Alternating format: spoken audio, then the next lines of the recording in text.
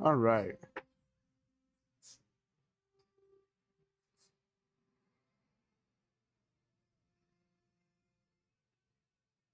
What's going on here? All right.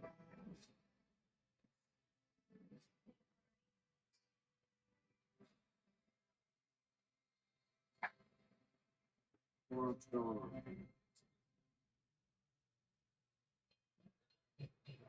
Okay, looks like we're working now. I don't know what was going on. I had a black screen. So, we are here for Wolverine MMA live stream. Number 65 UFC Fight Night, number 279. Of course, we'll still be talking, I'm sure, about UFC Freedom 250.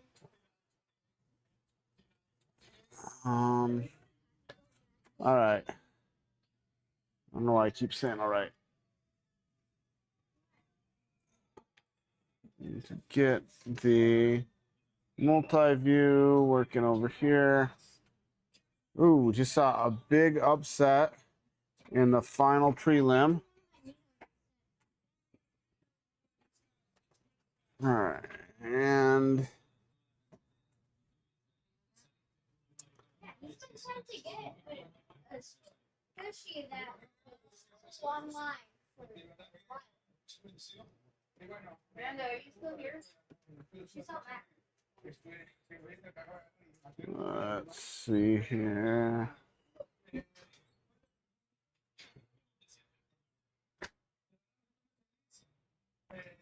I need to get the multicam working. Multicam, where am I at here? Make this hard to navigate here. All right, I have multicam over on my other monitor. So let's take a look at our. Let's switch my camera views here, and I don't know how to stop it. I'll drink out of that. There's ants on it? all right. If I stood up and I had ants all over me, I walked outside. All right, so let's take a look at tonight's fights. First fight of the night, we just saw Lima versus Boras. So what the heck is going on? Why are our fights not in the correct order? Let's refresh this and see. Something's weird. Okay. It's a main card time. Shh. Shh. It's quiet. All right.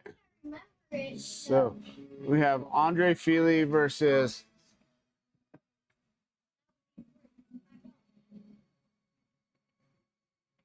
I'm trying to fix my sound. Turn this down over here. It's because she was taking care. Okay. So we've got Andre Fili versus Vincius Oliveira for the first bout on the main card. So let's go ahead. Hey, Christian, that is not a good idea. Put them back where they were. Why not? Let's watch them in this basket. All right, so we got Andre Fili in the first fight, 25-13.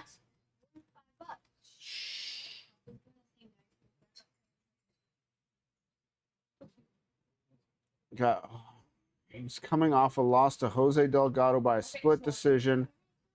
25-13 overall record. Beat Christian Rodriguez the previous fight. Lost to Costa the fight before that. Beat Cub Swanson, so he's kind of gone back and forth. So, wow, he really has. Holy smokes, it's one loss. So, all the way back to his fight April 30th of 2022, he lost one, loss, win, and then lost his last one. So if he continues on that pattern, he should win tonight, right?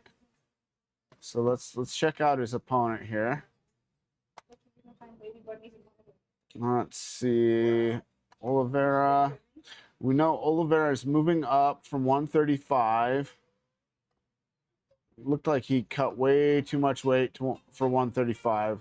So now he's moving up to 145 for this fight. Lost to Mario Batista by submission his last fight in a main event fight. And now he's in the opening fight at 145. So prior to that, though, he was on a 6-fight win streak.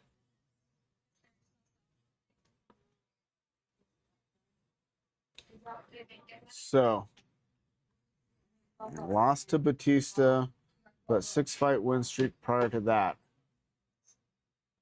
Man, and I didn't think he looked horrible against Batista. Definitely looked like a guy that should be in this weight class instead of the weight class below. 23-4 is his record. Man, I am probably going to go with Oliveira in this one. Yeah, I know that Feli's had this pattern of win one, lose one for quite a while. But I just don't see him be able to beat this guy. I'm gonna go Oliveira in this first match of the night. Now, these next two guys I am super not familiar with, so let's check them out here. So I'd like to give you my first two picks.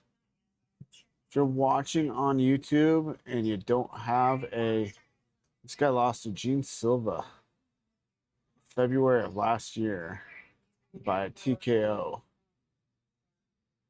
in the first round. It's a win over Tucker Lutz. Not familiar with him. Wow. Bruno Souza, I've heard the name. Man. It's his overall record 8-3. Huh. Let's check out his opponent here. Okay. This guy's nickname is also the highlight, just like Justin Gaethje. 10-0. My gosh, 10-0. So this is his first fight in the UFC, but he is 10-0. Where is he from? He's from Kyrgyzstan. So I have a rule: if somebody's got, he does have a little bit of a mustache. If somebody has a beard, if their name ends in an OV, and if they're from a country with a stan at the end of it, you usually shouldn't bet against them. So plus the fact that the guy's 10-0, I'm going with Magomedov in the second fight on the main card. So there's my picks for the first two. I'm going Oliveira and Magomedov. So I'm over here on the right-hand side so far. All right. So, yep, there. We got, trying to get my multi-view over here, multi-cam view on my second screen here. I say second screen, but I actually have 5 screens going right now, guys. All right. I advertised the stream a bunch. Hopefully we get more people on tonight.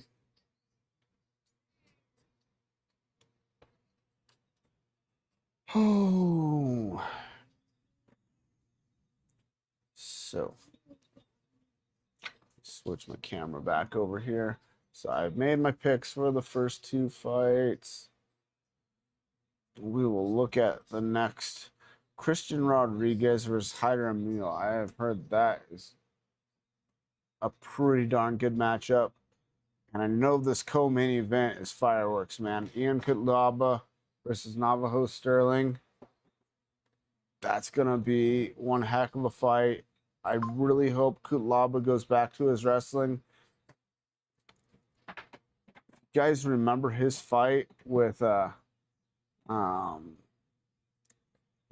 Roundtree from several years ago? He stopped him in the first round. He took him down like 6 times in one round. Crazy amount of takedowns. But we haven't seen him really implement the wrestling nearly as much in most of his fights of late. He likes to go to that striking. Did I switch my camera to the left? No, I did not. All right.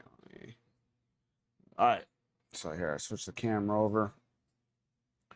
So, going to do a little bit more advertising here. Oh, we got somebody else popped up on Rumble. Thanks for joining us. We're watching UFC. What is this? Fight Night 279. Kape versus Horiguchi. I think, man, we've had some exciting fights so far in the prelims. We just had an upset in the featured prelim. Horiguchi is so tough. Guy had a title fight against Demetrius Johnson forever ago. And let's just look really quick since I'm talking about it. Switch my cameras back again. All right. So had the title fight. How long ago was that?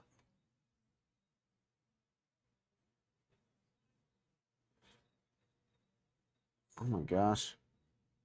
Did I miss it? What the heck here? Demetrius Johnson. In 2015, 10 years ago, over 10 years ago, 11 years ago, he fought Demetrius Johnson for the belt, lost by a submission in the last second of the last round. Crazy. So he was 1 second away from going the distance with Demetrius Johnson. See, I didn't realize that there was another championship fight that had ended the last second of the last round before. I knew that happened in the BMF bout with Gaethje and Max Holloway. So where was he in the UFC prior to that? He won 4 in a row to earn himself the title shot, fought Demetrius Johnson, and then fought 3 more times in the UFC before his contract was up. And he went to Rizin in Japan, fought a bunch over there. Did eventually lose to Kai Asakura, who's also in the UFC now. But he came back and beat him his very next fight. Then he lost to Sergio Pettis. Lost to Patchy Mix. We won't talk about that one. Sergio Pettis is a phenomenal fighter. Patchy Mix has had a lot of issues of late, but obviously was undefeated and on a pretty good streak, or only had 1 loss and was on a pretty good streak prior to that. So then after those 2 losses, he's gone undefeated. He had the 1 no contest and has won 1, 2, 3, 4, 5, 6, 7 fights and then 1 no contest. And came back to the UFC 2 fights ago and beat 2 ranked opponents, I believe, to get back to this point.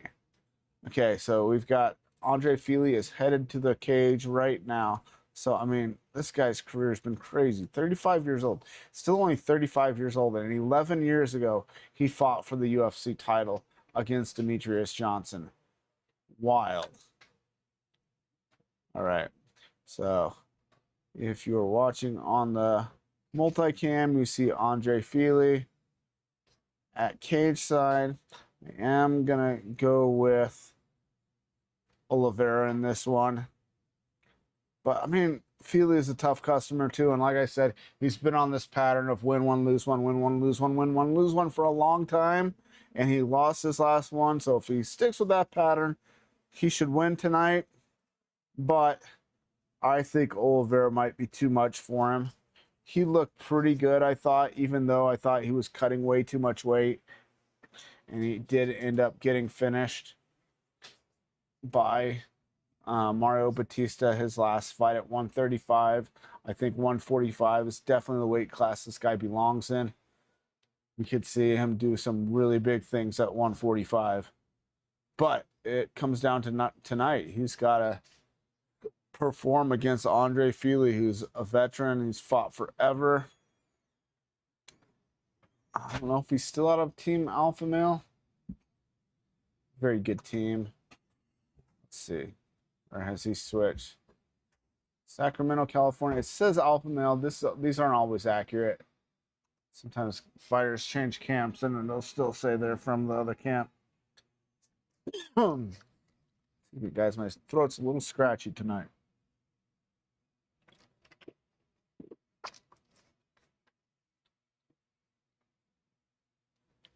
All right, Oliveira is at the cage.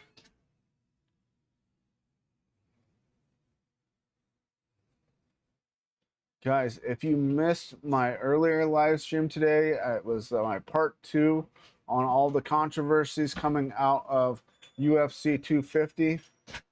I accidentally streamed that live to my Turtle Vision page because I have to switch my streams back and forth between my channels on Rumble. So if you missed that, I did touch on a bunch of different things. The controversy with the supposed DMs between Daniel Cormier and Eric Trump, which I think was totally, I think what DC said is true. I believe that his account was hacked, that the screenshots were totally fake. And then I also talked more about the back of the head shots with Alex Pereira against Surreal Gone from last week, and I told that I shared the link to the MMA on Point video where they really break it down. They prove decisively that 6 shots landed to the areas that both Herb Dean and Big John McCarthy said make those illegal blows. So I feel like that fight should be overturned. I know that Alex Pereira dropped that his appeal, but I think that I do feel like it still should be overturned, but probably won't be. All right. So we got Andre Fili versus Oliveira. Vincius Oliveira being announced right now. Oliveira is the heavy favorite. Shh.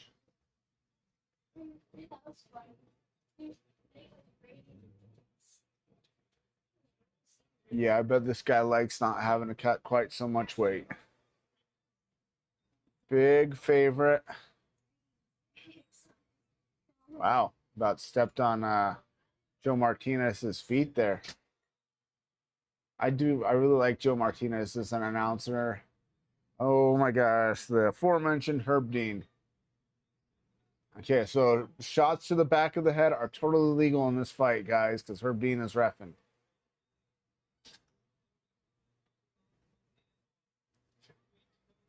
I'm harping on Herb Dean, but like I said before earlier today, I do feel like it is a very difficult job to ref, but maybe he's done it long enough. Maybe he needs to move on to some different job like judging, timekeeping. Of course, timekeepers can screw up too, guys.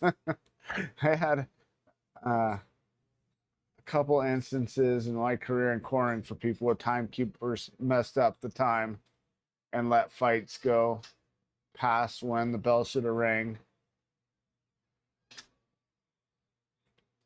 For the most part, I don't think they let timekeepers drink at fights, so that's a good thing.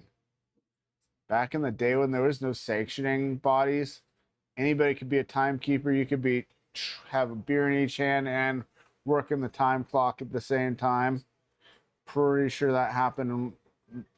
I had an amateur kickboxing title match, and I got knocked out at 2 minutes and 10 seconds of a 2-minute round.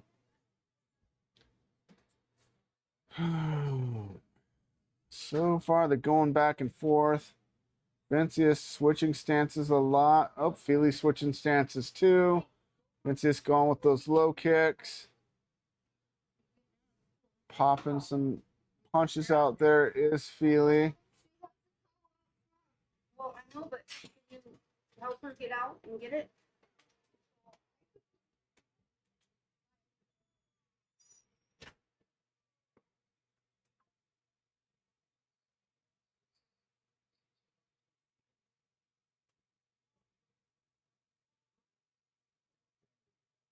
believe they just made the point of that Feely's been alternating between a win and a loss. I've been there before, though. That's a tough place to be in when you're in Feely's spot. Might not lose more than one in a row, but you've got that constant pressure when you've lost. Lose one, win one, lose one, win one. Man, you get 2 losses in a row, and it's a big deal. Whew. Good fast movement by Vincius Oliveira.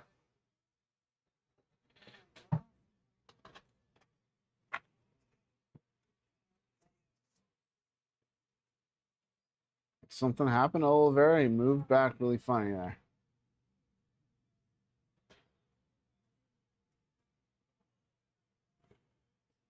So this is a pretty big deal for both these guys because, Oliveira moving up a weight class after, going 6 in a row and then losing to Batista. This is his new chance, He's got a new lease on life moving up a weight class, but if he were to lose this, especially like to a KO or a TKO, then people are going to question, well, he tried a different weight class and he lost again. So he's got a lot of pressure on his shoulders too, just as Feely does. Feely's looking sharp too. This is a pretty good, evenly matched fight. Feely lands a good left hand. And both stand orthodox now. Feely back to southpaw and Oliveira orthodox. Good body kick by Feely. Oh, another one. He's got him hurt bad. Either that or he's faking hurt to try to draw him in. But I think he's really hurt. If he was acting, he deserves an Academy Award there. So Feely might stick with his pattern here. I might get this one wrong. Let's see what happens here. I got my wrong camera, and you're looking at the side of my head here. Switch it back up. All right.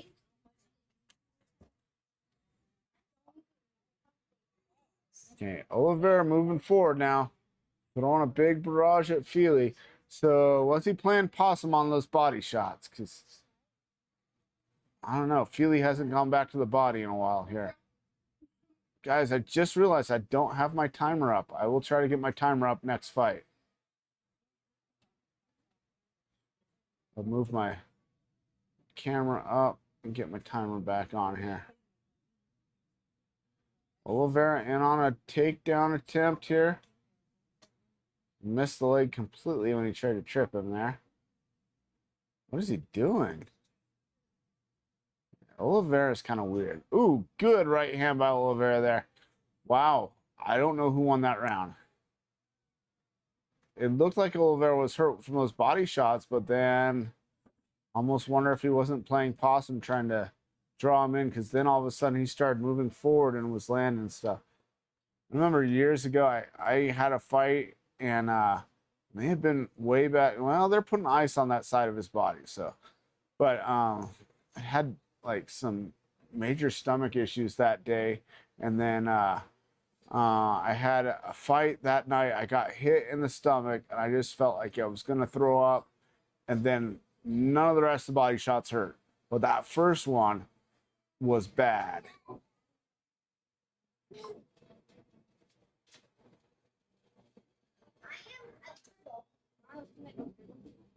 Hey, put the dog back. Close that gate, Christian. Close the gate.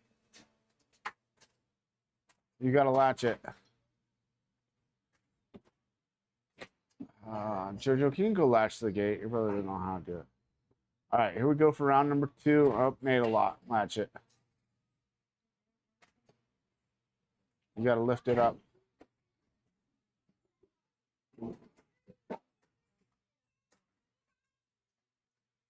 Lift up and push the thing, Jojo. Oliveira immediately moving forward. Oliveira standing orthodox while Feely standing southpaw. Oliveira catches the kick and rushes in with a big flurry of punches.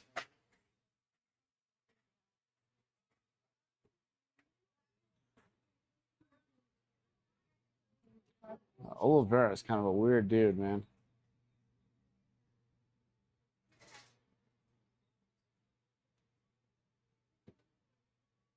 (10-9) Feely after back and forth round. This first round. 10-9 Oliveira. So we're kind of split on who won the first round.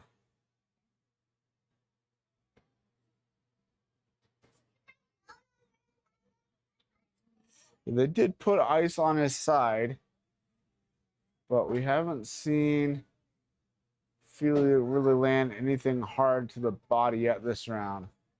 Oh, big shots. Oliveira fighting with one or both hands down by his waist.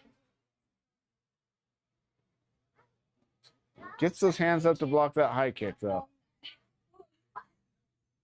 Oof, good movement. Oh! Oliveira had Feely backed up against the fence. Ooh, Oliveira coming to life now.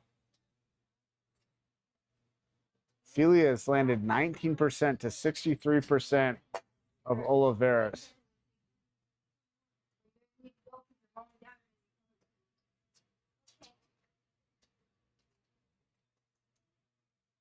Feely goes for that body kick, easily blocked by Oliveira because he's got his hands down.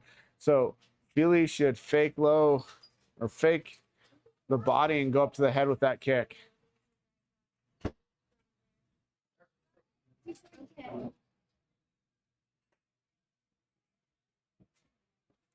Oliveira backing up a little bit. Feely a little bit of space. Feely goes for a double. Whoa! Big double, but they hit the ground. Oliveira rolls and they end up back on the feet. That was pretty crazy. Oh, man. This is a wild fight. Holy smokes, man. Oliveira coming in with another big barrage with Feely back up against the fence. Feely goes for an elbow. Man, Feely should have controlled him more, not just kind of thrown him on that takedown.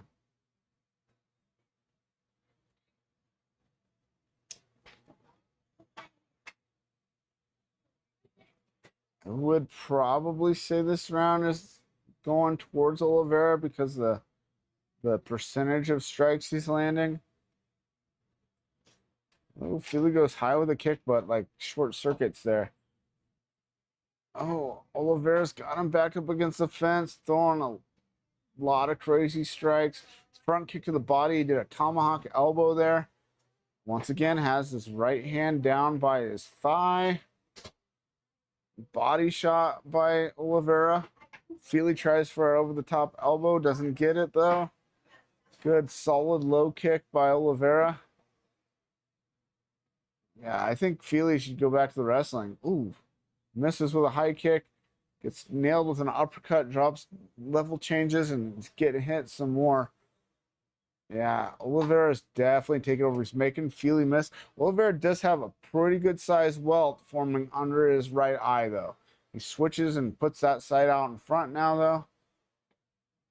Ooh, digs a big right body hook. Goes high with the right high kick. Back to the body again.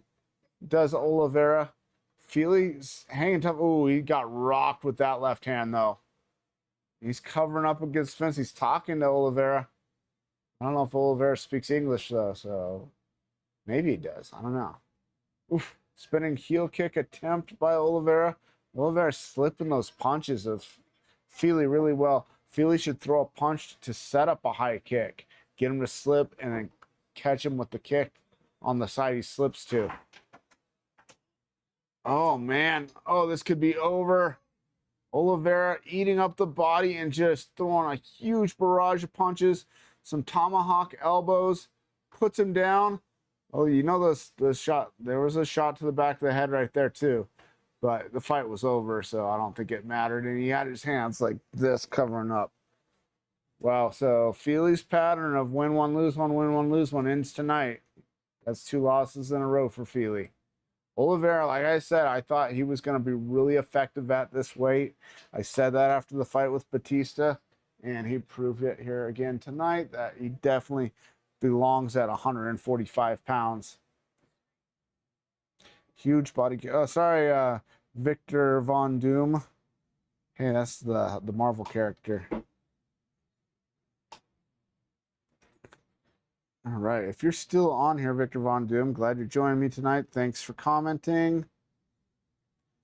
If you can, look in the description and click on my referral link for Rumble. I would totally appreciate it if you'd sign up for Rumble and use my referral thing. Even if you don't do it tonight, you can do it later, but that would be awesome. Trying to get more people to sign up for Rumble, because when I do the referral, I should get to earn something for doing that. All right, so let's go on. Let's look at our next fight. So let me switch my camera view again. Yeah, there were some big shots by Oliveira at the end there. Knees to the head, tomahawk elbows, punches to the body. He threw everything he had at him. Okay, so our next fight, I am predicting Magomedov, who is undefeated, to win this next one. So the fight after this, I heard a bunch about these guys. Hyder Hamil, I know I've seen them. These are featherweights, 145s, and Christian Rodriguez. Now, is Christian Rodriguez ranked? Or are either of these guys ranked? Let's look. 145. My screen is messing up. I got a line down my screen. Usually have a little. My son makes fun of me because I put a clamp on my one monitor here. It's a really nice monitor. Oh, there the line came back. All right. Alexander Volkanovski is the champion of 145 pounds. Hyder Emil. Do not see him in the rankings. I do not see his opponent in the rankings. I was wondering if either one. That's such a stacked division when these two guys coming up in two fights are, you know, fairly big name guys, and they're not even ranked. Kevin Vallejos, I believe he's got the fight coming up with Yair Rodriguez, so that one I'm pretty stoked for. There was a huge comparison of Kevin Vallejos to kind of a stockier version of Ilia Topuria. And I mean, dude put away Josh Emmett in the first round. And I just rewatched that fight between Josh Emmett and Ilia Topuria, and that was pretty impressive because the dude went the distance with Topuria, and Kevin Vallejos just destroyed him. Yeah, that was pretty good there. So let's talk about this fight. So neither of these guys, I guess, are in the rankings. Hyder Emil, let's look at him first. Coming off of 2 straight losses and a win over William Gomez, John Lee.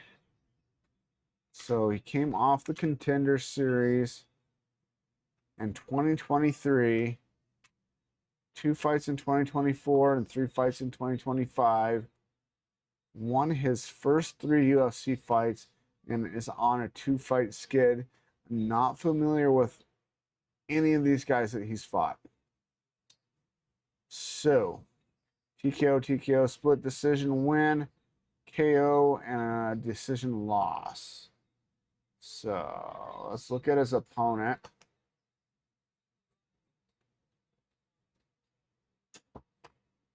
Christian, or Nicholas, get out the window. You're as bad as the dogs. All right, so Christian Rodriguez. I know this name. Who's he fought? Ooh, he's coming on. Well, we just saw that he lost to Andre Fili a few fights ago, and to Costa. Costa's tough though, man. On Andre Fili, we just saw he was tough too. Has a loss to Julian Arosa. A win over Isaac Bulgarian. Wasn't that the dude that had the huge betting controversy? A win over Cameron Simon.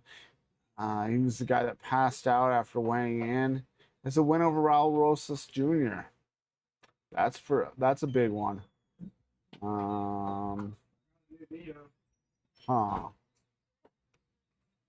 So, man, both Both guys coming off of 2 straight losses, but the guys he lost to, I feel like are better than the guys his opponent lost to. Let's look back one more time at his opponent. Who did he lose to his last 2?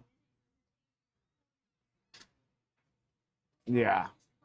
Not super familiar with either of those guys, but I know both the guys that beat Christian Rodriguez. Christian Rodriguez. I'm going Christian Rodriguez. I didn't really even look at his record. What was his record overall?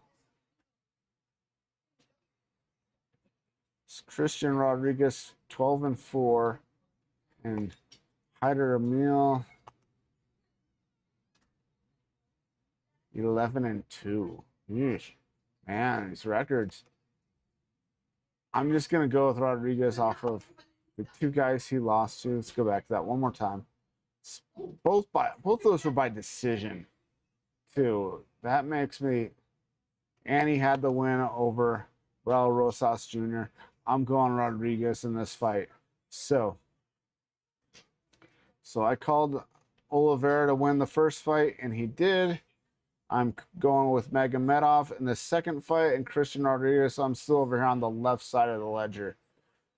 And then once we get past this next fight, I will give you my prediction on the co-main event, which, like I said, is going to be a freaking war. Ian Cutelaba, never really in a boring fight, against Navajo Sterling. It's going to be a good one. All right. So, what else can we talk about here? Let's look back. So, I heard Shabazian's brother looked pretty horrible. 23-second loss, leg kick and punches. Looked like he did something to his leg. I saw the replay. I missed the fight live. And then we had a unanimous decision, a split decision. That armbar was pretty sick by Mosqueda. That was a decision. So we've had 2, 3, 4 decisions and a couple of finishes so far. Not every event's going to be all finishes like last week. All right, so we're waiting for this next fight. Oh, guys, what happened here? I have the wrong window up here. Aha. Okay, this is what I was supposed to have up. All right. So this was just a poster for tonight's fights. Is this all in the right order? Looks like it. Okay, so this is the tail of the tape for our main event. Down average, takedown. Submission average. Jojo, grab Grandma's phone. All right. Oop. 32-35. Reach. Kape has a little bit of a reach advantage. Okay. These were early odds. I think this shifted the opposite way. The odds are still very close on this main event. These are the odds for Islam Makhachev and Ian Machado Gary. Shh. Shh. All right. I talked about all that earlier. Let's get back this. So we're still waiting for the next fight. I have predicted the first fight correctly, and I'm going Magomedov. And this next one, Christian Rodriguez, in the third fight on the main card. We only have 5 fights on tonight's main card. Sometimes they do 6 if we've got just one 5-round fight, but tonight they're only doing 5, so maybe they want it to be an early night.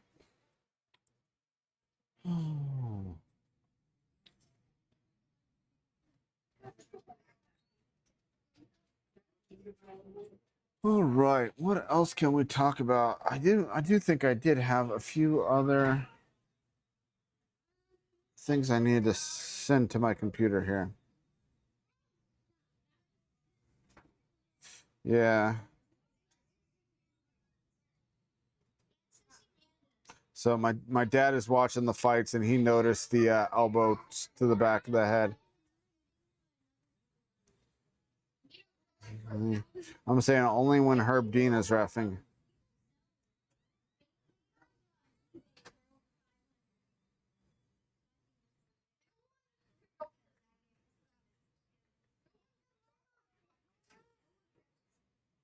All right. Getting ready for our next fight. So I would say that the shot to the back of the head was as he was falling and the fight was over. Still, you gotta be careful. And I still say if that's the new rule, it's stupid. I don't understand why they would want. Let's see. So let me. I want to send some more stuff to my computer here.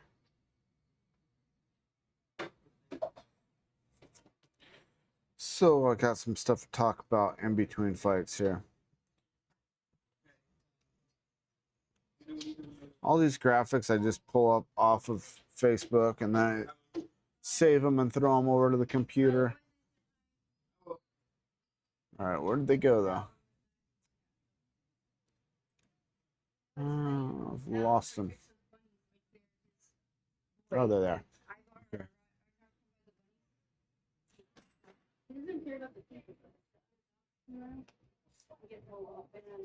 Where'd they go? Okay, so this is tonight's card. This is the full, I believe, card for UFC 330. So yeah, this is a killer card, man. This is a really good one. Have they confirmed? Is this Hernandez Pfeiffer? See, I don't, man, let me look, guys. Let's make sure this is all official. UFC 330, I've got it pulled up here. Let's refresh it just to make sure. Okay, so our main event is Makhachev versus Ian Gary. What is going on here? Work. All right, it's not letting me. Okay. Mackenzie Dern versus Jillian Robertson, Aaron Blanchfield, Jasmine just. Okay, so that card, I don't know if that poster's official, guys, because they are not listed. A lot of those fights are not listed yet.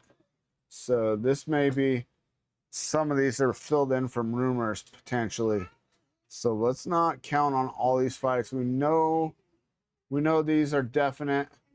And I know the Protez Morales fight is in the works.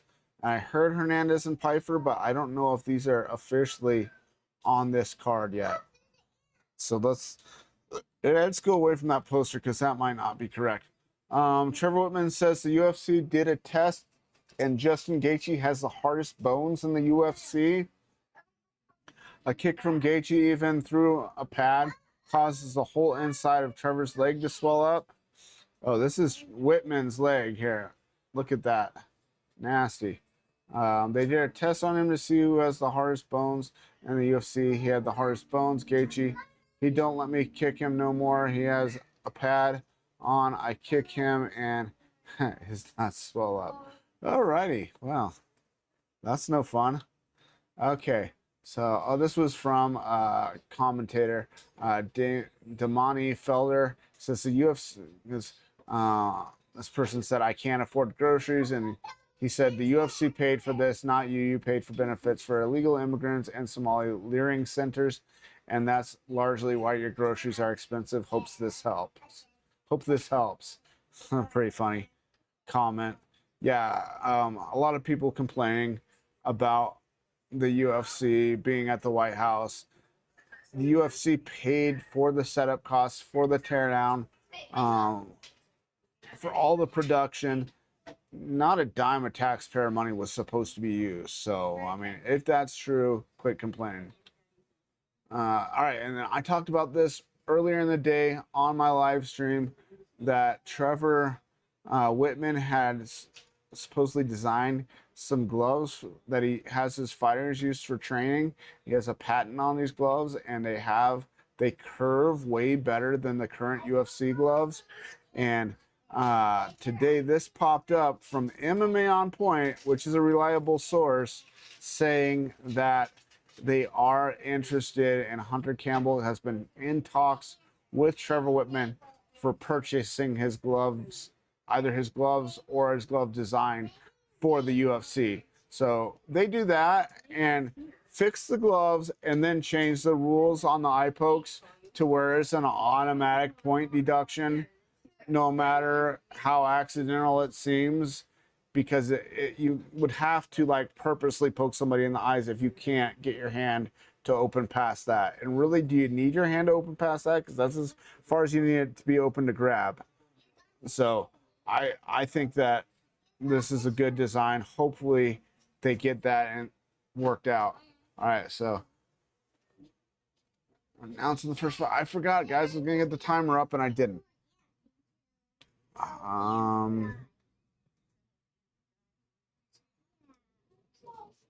to call your mom. Oh, come on, timer. I don't know what's going on with my timer. It's not opening. What the heck's going on? I don't have my mouse turned on. All right, so the fight has started. I'm trying to get my timer up. Whoa. Where is the timer? Oh, it's over there. All right, it's on the wrong screen. Bring it over here.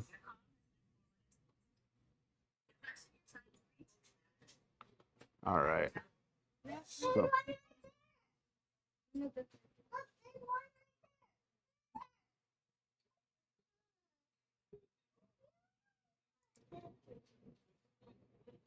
So I'm going with the gentleman in the red shorts. Hopefully that's a good pick. Actually, let me see. What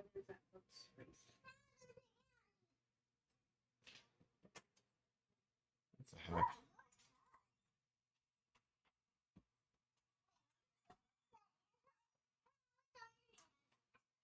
Ooh, and already Magomedov has his back. Body triangle brewing, landing some shots. It's like he's trying to. Ooh. Oh, what'd he do to him? I don't even know what that was. That was some bizarre submission. He may have just crushed the dude's nose with his lat. I want to see a replay of that. That was wild. Okay, so I'm up 2 on my picks for the night. I want to see what he just did because that was crazy. This may have been another submission that we've never seen before. Close the door. Okay, so what the heck did he do? So he's going for the body triangle. Did he let him turn just so he could do whatever it is he did to him? And reached back. Oh, it's almost like a twister. It was a spinal lock. So he bloodied his nose with this punch right here. So it wasn't his nose that was being crushed. His nose is bleeding, but it was a spinal lock where he cranked his... Ow! I think he purposely let him turn so he could do that.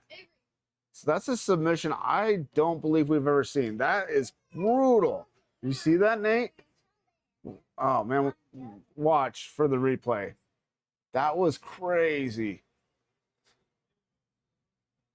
So we saw that weird leg lock submission where the girl had the body triangle a few weeks ago. And now we just saw another brand new submission that I've never seen before. It was almost like a twister. It was like a spinal lock from guys. Oh, trying to move my timer so I can actually get the timer for the next few fights here. Okay, there we go. All right, now my timer's where it belongs. So yeah, that was wild. I like seeing new submissions and people be creative and pull something wild off like that. Like I said, I'm pretty sure he let him turn just so he could do that. This is probably something he's trained. Sometimes you pull off something just completely off the fly that you've never done before in a fight. I know in my second to last kickboxing match, I did this double step low kick move that I had never trained from southpaw, and it landed really good, and I knocked my opponent off his feet. All right, here we go. What are they even going to call that? Let's see if I can turn the sound up so I can hear what they call this submission.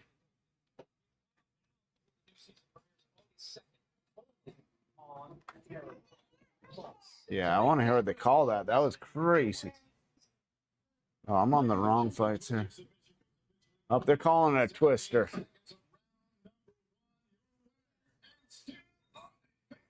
That would be like a modified reverse twister, but that was wild.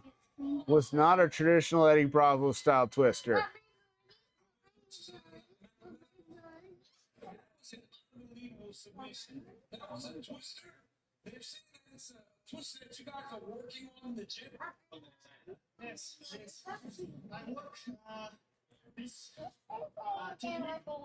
Where did I say he's from? Is he from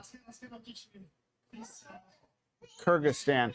We're going to call that the Kyrgyzstani twister from this point forward, because that was sick. So he's got the body triangle, going for the choke. So he didn't put that foot off to the side because he wanted him locked up like this. So this halfway position between the body triangle, and then the grab around from the front. He was setting that up the whole time. Oh, look at that. Oh, that's brutal. Wow. Yes, this guy really put a point for me. UFC pushed with me, and I know he's a good fighter, but yeah, I don't know. Wow, so 2-0 on my predictions so far tonight. Yeah, awesome. That was really cool to see a new, like a twister variation from a slightly off angle body triangle. So our next fight, I'm going Christian Rodriguez over Haider Emil. I got these first two correct, and then they're saying that was the fourth twister, but that wasn't a traditional twister though. That's something totally different. That is now the Kyrgyzstani twister. That was sick. I was wondering why he didn't try to bring the foot around on the outside of the leg and he kept it on the inside. It was because he was trying to trap the other side leg, the far side leg, so he couldn't turn. So he let him turn just a little bit so that he could then reach around the head and crank him in that totally awkward position. All right, so our next fight, we got Ian Kutlaba. Oh, this is not our next fight, but the fight after our next fight. The co-main event, Ian Kutlaba. This is a light heavyweight bout.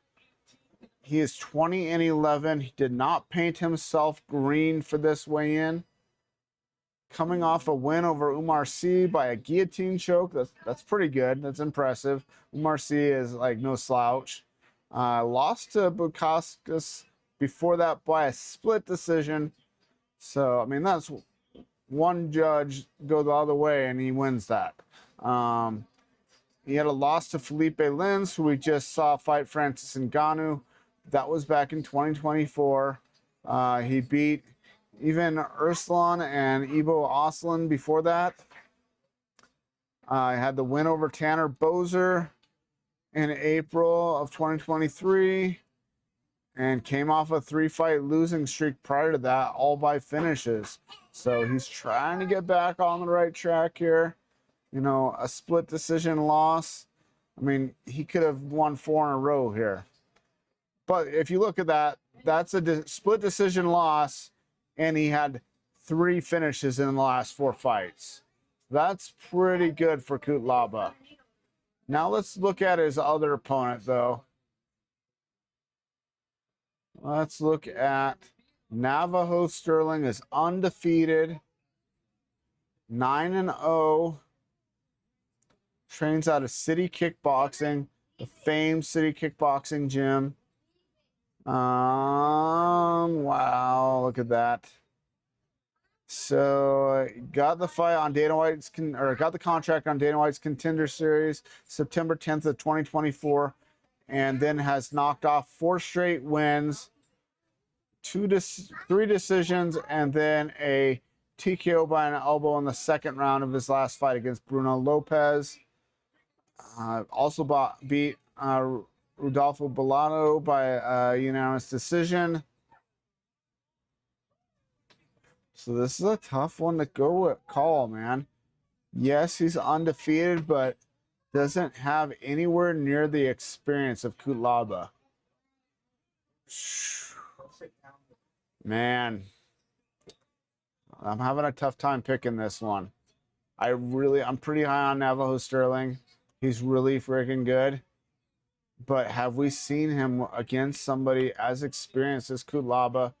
Kutlaba, like I've talked about, has the win over Khalil Roundtree a few years ago, where he beat him in the first round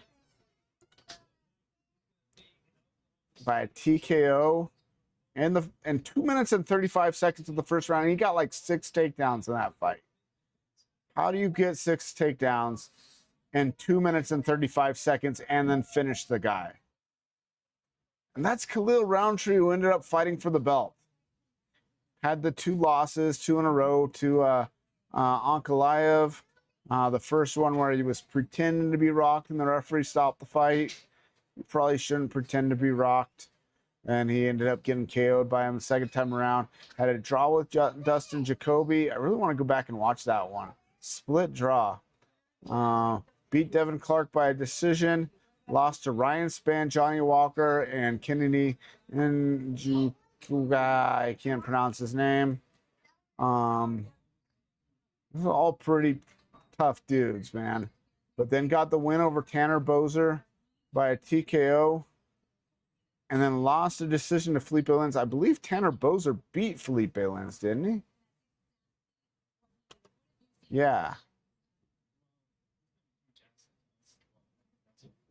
Let's look really quick. Tanner Boser tried to make a comeback to the UFC back in April and lost by a TKO in the second round.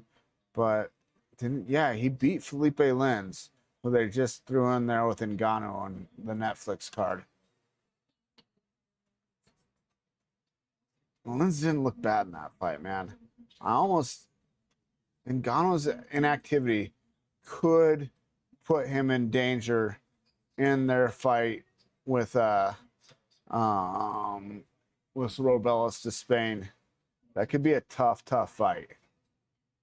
I do definitely think that Ngannou better be hitting the wrestling hard for that fight, because I don't think he wants to stand and trade with that dude, especially early on.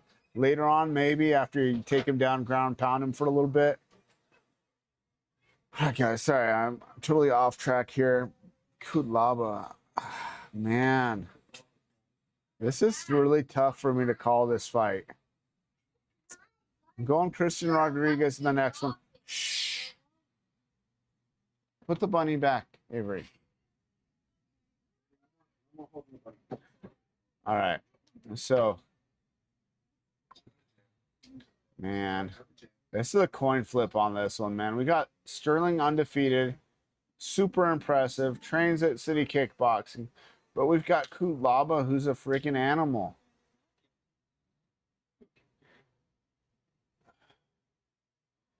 I might get this one wrong, but I'm going Kutlaba.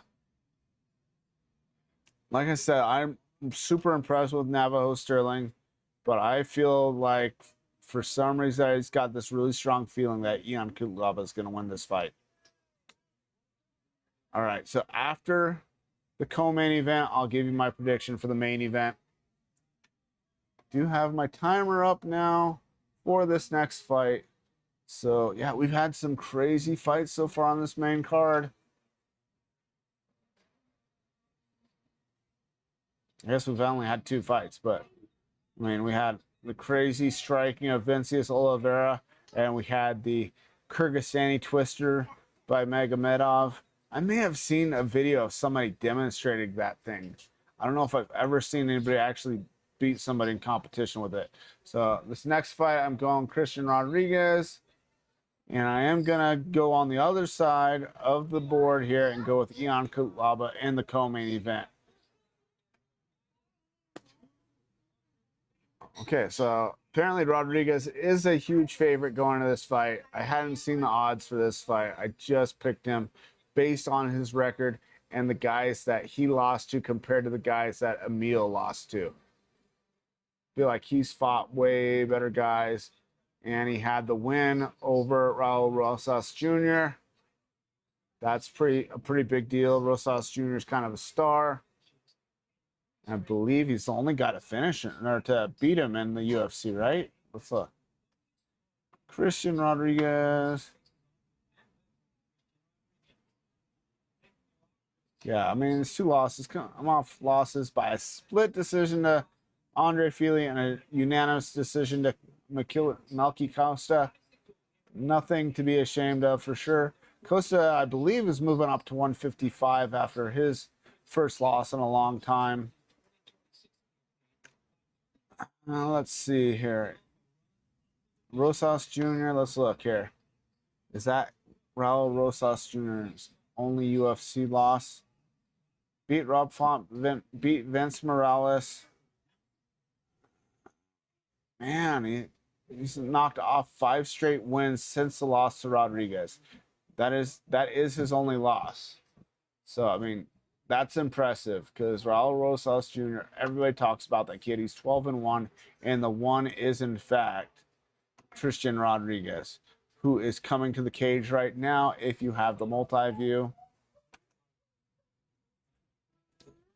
Right, if you're just joining us, we are watching UFC Fight Night number 279. Still talking about last Sunday's UFC Freedom 250 and all the crazy stuff that went down, all the controversies and all the just wild stuff that happened during and since.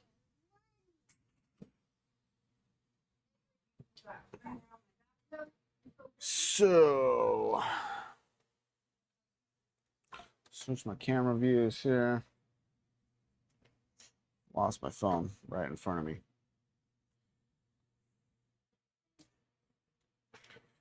All right. Let's see if Tom's watching the fights.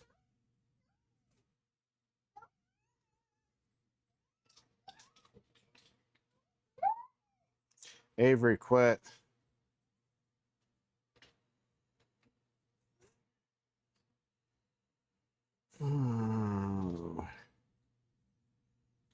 Let's see here. I'm going to share my link a little bit more around Facebook and see if I can't get some more people on. I'm glad. Thank you to everybody that is watching the stream right now.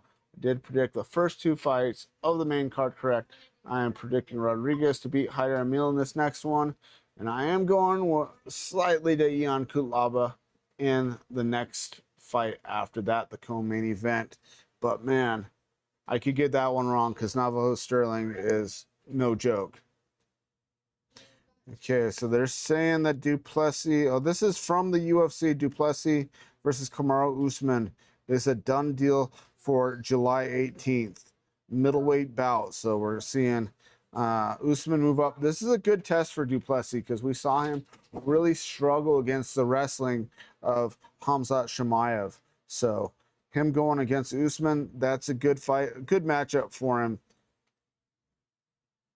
Honestly, I felt Usman may have beaten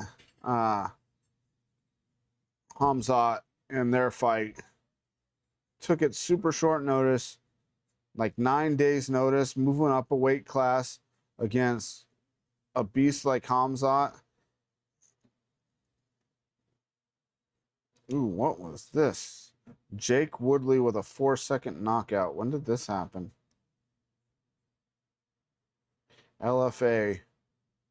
Wow, that's impressive. Jake Woodley, I believe, no relation to Tyron Woodley.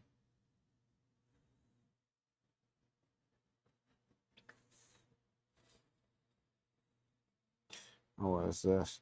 Justin Gaethje says Ilya Topuria wanted to quit after the 3rd round. He did not want to quit. I don't believe that. I believe he was telling the ref and the doctor he wanted to continue, which was why the referee allowed the fight to continue, because the doctor wanted to stop it. I love Justin Gaethje, but I don't think he's correct on that.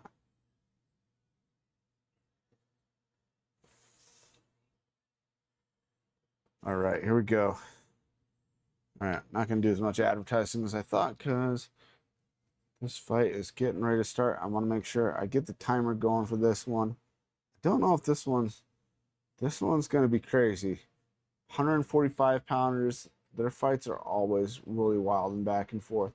I know I've seen Hyder Emil fight before, but I just can't really place him. Know the name. There was another fighter several years ago named Hyder. I think he was maybe a welterweight. And he was on Ultimate Fighter. All right. I don't think Hyder would be such a common name. All right, here we go. Mike Beltran. Like I said earlier today, Mike Beltran. I think he's one of the 2 best referees in MMA right now. Him and Mark Goddard. I don't remember if Mark Goddard's working tonight.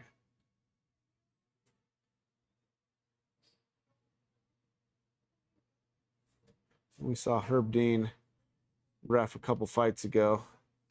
That's why the strikes to the back of the head were legal.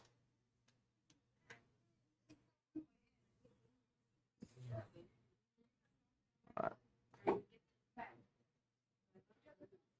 Rodriguez. And on a low single. So Rodriguez is fighting orthodox. Hyder Emil is the southpaw at this point.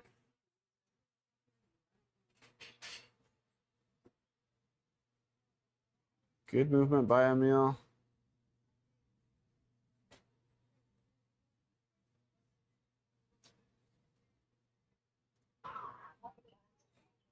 Rodriguez catches him with the right hand while he's standing on one foot. The right body kick. Here.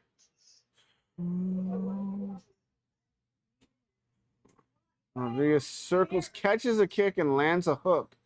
Man, I haven't seen that technique since Giorgio Petrosian in K1 kickboxing or Glory kickboxing. Jojo, get out the window, please. Ooh, just high with the right kick. Neil comes for. Man, Rodriguez just looks super, super relaxed. Emil trying to be aggressive, but is getting caught.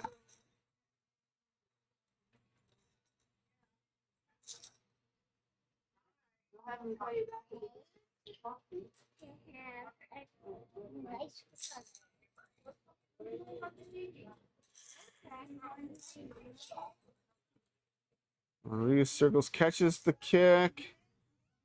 Switches up, tries to switch up to a double. Eats a knee to the body. Emil not doing too bad. But we're very early in the fight. Rodriguez in on a doubles, gets to the back here. Looking to keep him down. Emil trying to stand up against the fence. Rodriguez has had the body lock and then lets him back up. There is either blood or some sort of mark on the left side of Hyder Emil's face.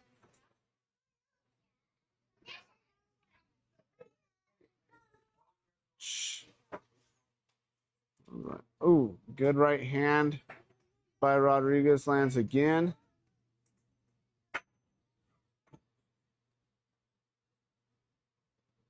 Close the door, Jojo. Another big right hand. Hyder tries to step in with a big right hook and misses.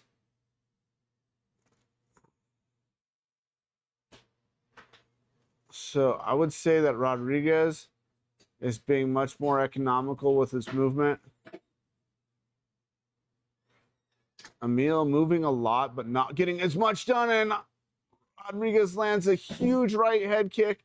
Emil in on a double now, but is caught in what could end up being a ninja choke here. A very tight guillotine. Choked him unconscious. Holy smokes. Wow.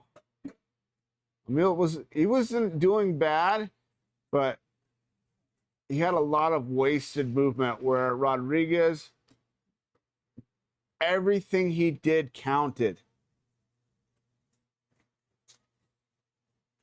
Super impressive fight by Rodriguez. I thought he would win, and he did. So I'm 3-0 on my predictions for tonight. This next one may be the biggest reach for my predictions so far. I am predicting Ion Cutelaba, the veteran, to beat the undefeated Navajo Sterling. I really feel like he can do this, especially if he goes to his wrestling. I don't think he wants to stand and trade with Sterling. Sterling is really, really big. I feel like he's probably got a big reach advantage. His kickboxing is super sharp. We've seen Cutelaba get KO'd by the likes of Ankalaev. That choke was so tight. The way he's pushing that fist up.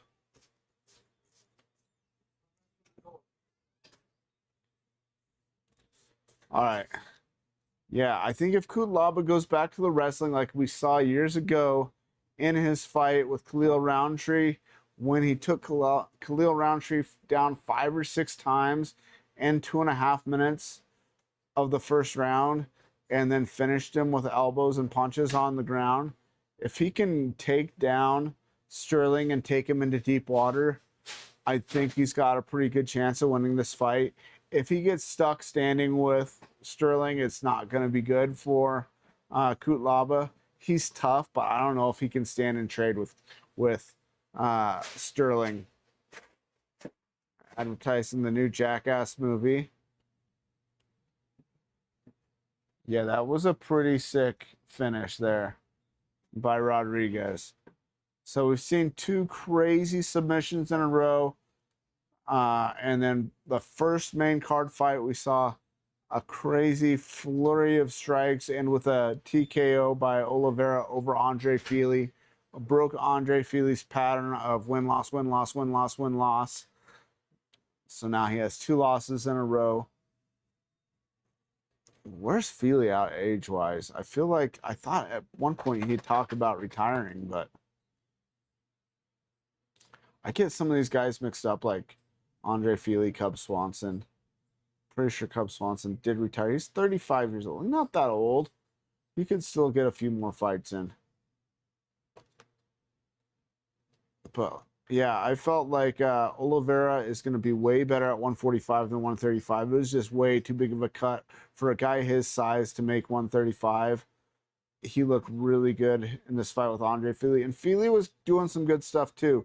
And I'm still not sure if those body kicks hurt him or if he was playing around.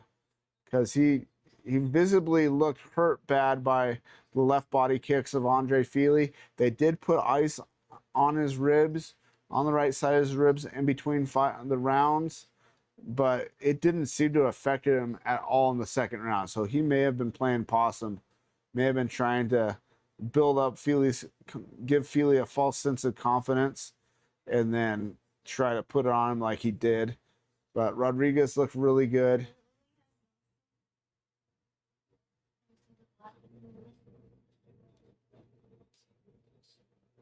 All right, so I'm protecting Kutlava with, well, I believe that's going to be an upset. I got to think that Sterling's probably the favorite in this upcoming bout.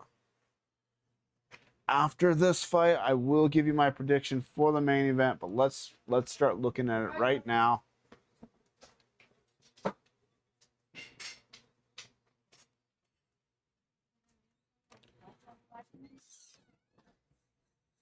So how many wins does Manel Kape have in a row here? We know he lost to Muhammad Mokaev. That was just back in 2024. So, I mean, less than 2 years ago. Lost to Mokaev by unanimous decision. They had the huge war of words and were getting into fights with each other at the UFC PI and everything, Performance Institute. And then it wasn't the best fight. And they cut Mokaev after this, even though he's undefeated, just because they said him and his manager were hard to deal with. So that was kind of interesting. Mokaev, I believe, other than his jiu-jitsu match that he did with, it was a grappling only match, I believe, with Sarukian, which was kind of ridiculous because they're like 3 weight classes apart from each other. And Sarukian ended up like submitting him pretty easily. But he had 4 straight wins prior to the decision loss, and then he's racked off 3 finishes in a row over Alambayev and Royval and Bruno Silva. I believe this guy was ranked. Of course, I mean, a year ago, Brandon Royval was ranked number 2. And look at how things have changed. I mean, I talked on the podcast with Tom when we were doing our podcast the end of last year, how 125 pounds was kind of stuck because we had Pantoja was the champ, Royval was ranked number 1, and Brandon Moreno was ranked number 2. And between those 3 guys, they had cleared out the entire division. And now look where we are. Royval's had several losses. Now Brandon Moreno has had a couple losses. And we saw Pantoja lose the belt due to a takedown where he posted his arm out and broke his arm. Or dislocated the elbow. Whatever happened, it happened. But, I mean... his opponent, the champ, Joshua Van, did a legal technique, injured Pantoja, and won the fight. That's the key thing. And then he defended the belt, and he's still champ.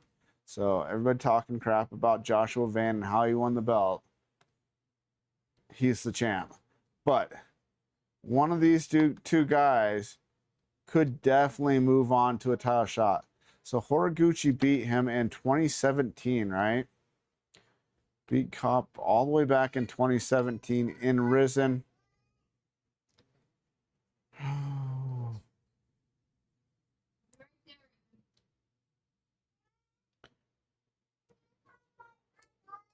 Avery, I'll be right there.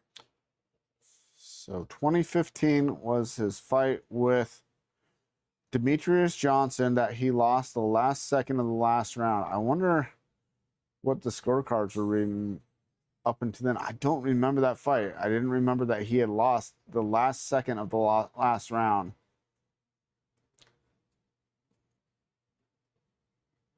Then he beat Manel Kape December 31st of 2017 in Risen World Grand Prix. So that's what they said earlier. That was a tournament. So he beat Manel Kape that night. And then fought for the bantamweight title fight for the tournament later on that night. How many times did he fight that night? Did he fight twice or no? Yeah, he just fought twice. But so they had a 4-man tournament and he beat Kape and another opponent by a knockout in the second round, all in the same night. Did he finish Kape or was it a decision? Arm triangle choke. Wow. He is coming off of. So, and one thing, if you look at Horiguchi's record here, just about any time he lost to Asakura. He beat Asakura by knockout his next fight. He lost to Sergio Pettis, and a few fights later, where did we see that? Where'd it go? Oh yeah, right here. He beat Sergio Pettis by a unanimous decision later on.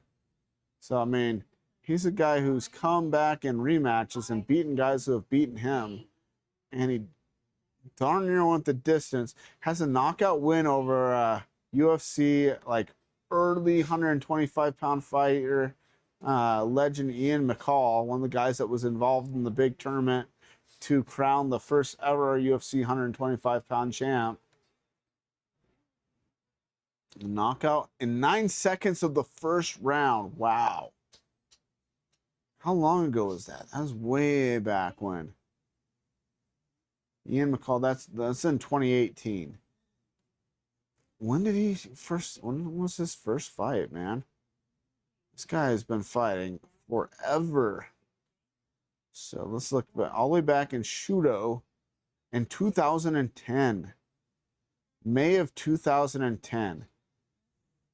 So that is a 16-year, almost 17-year professional MMA career.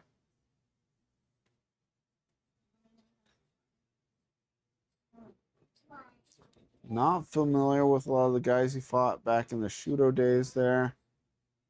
Maybe Manabu, in a way that one sounds somewhat familiar.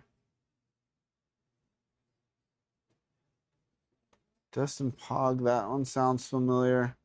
Oh, that's when he came to UFC.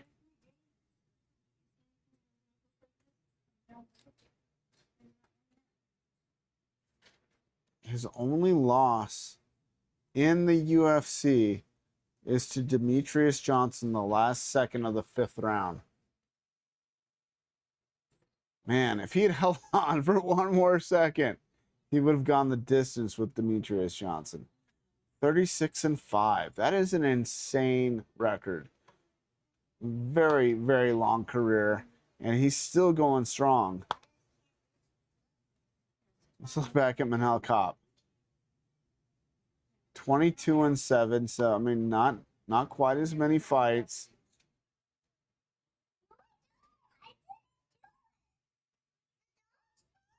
What names really stand out? He has a win over Ian McCall also by a TKO in Risen.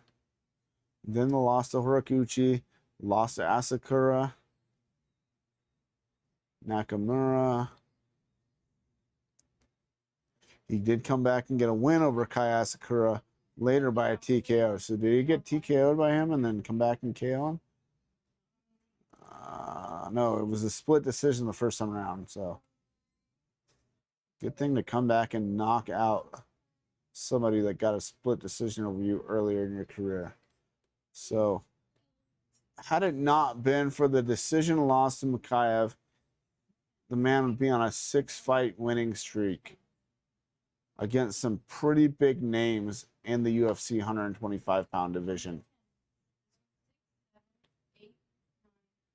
He was only lost by decisions in the UFC. Interesting. So here we have Navajo Sterling at the cage right now, getting checked out by Herb Dean.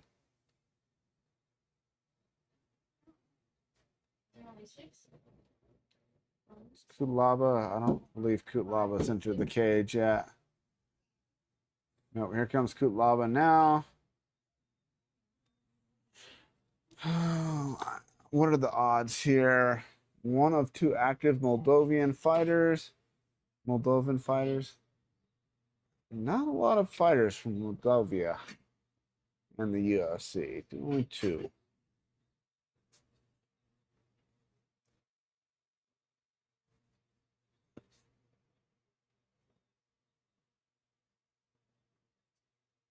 There's Ivar. Is the gate shut, Christian? Huh? Oh.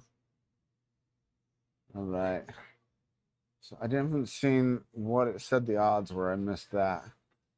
I'm guessing Navajo Sterling is the favorite, so I'm going with the underdog Kutlaba in this one. Just solely based on his experience, the caliber of fighters he's faced. He's faced guys who have fought for the belt, and he's faced twice a guy who was champion.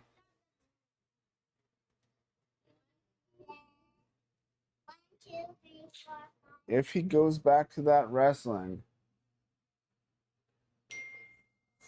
fastest finish in light heavyweight history.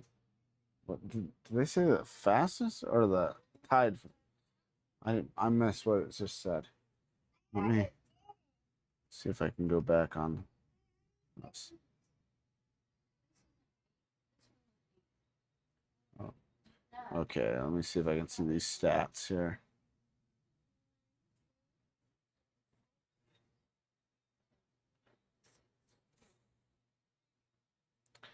Did I miss the stats? Or are they going to show them now?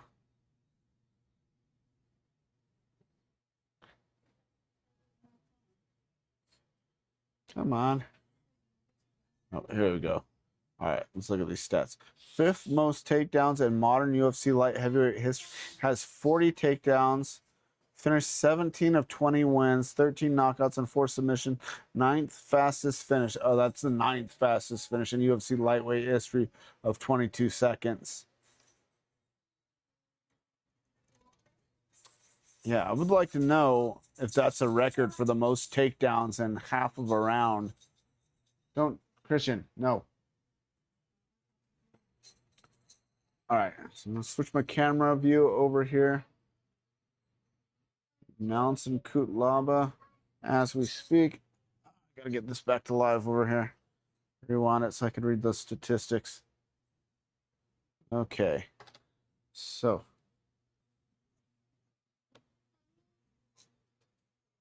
yes, he is in fact the underdog, but man, that stare that he does. Oh, and he's walking across the cage. They have to get security in the way because he walks across the cage and does the neck slicing thing. That backfired a little bit in the fight with Ankalaev because they ended up in a wrestling match before the fight ever started. All right. Yeah, I'm going Kutlaba. He's a wild man. Sterling, pretty calm. Not the best haircut.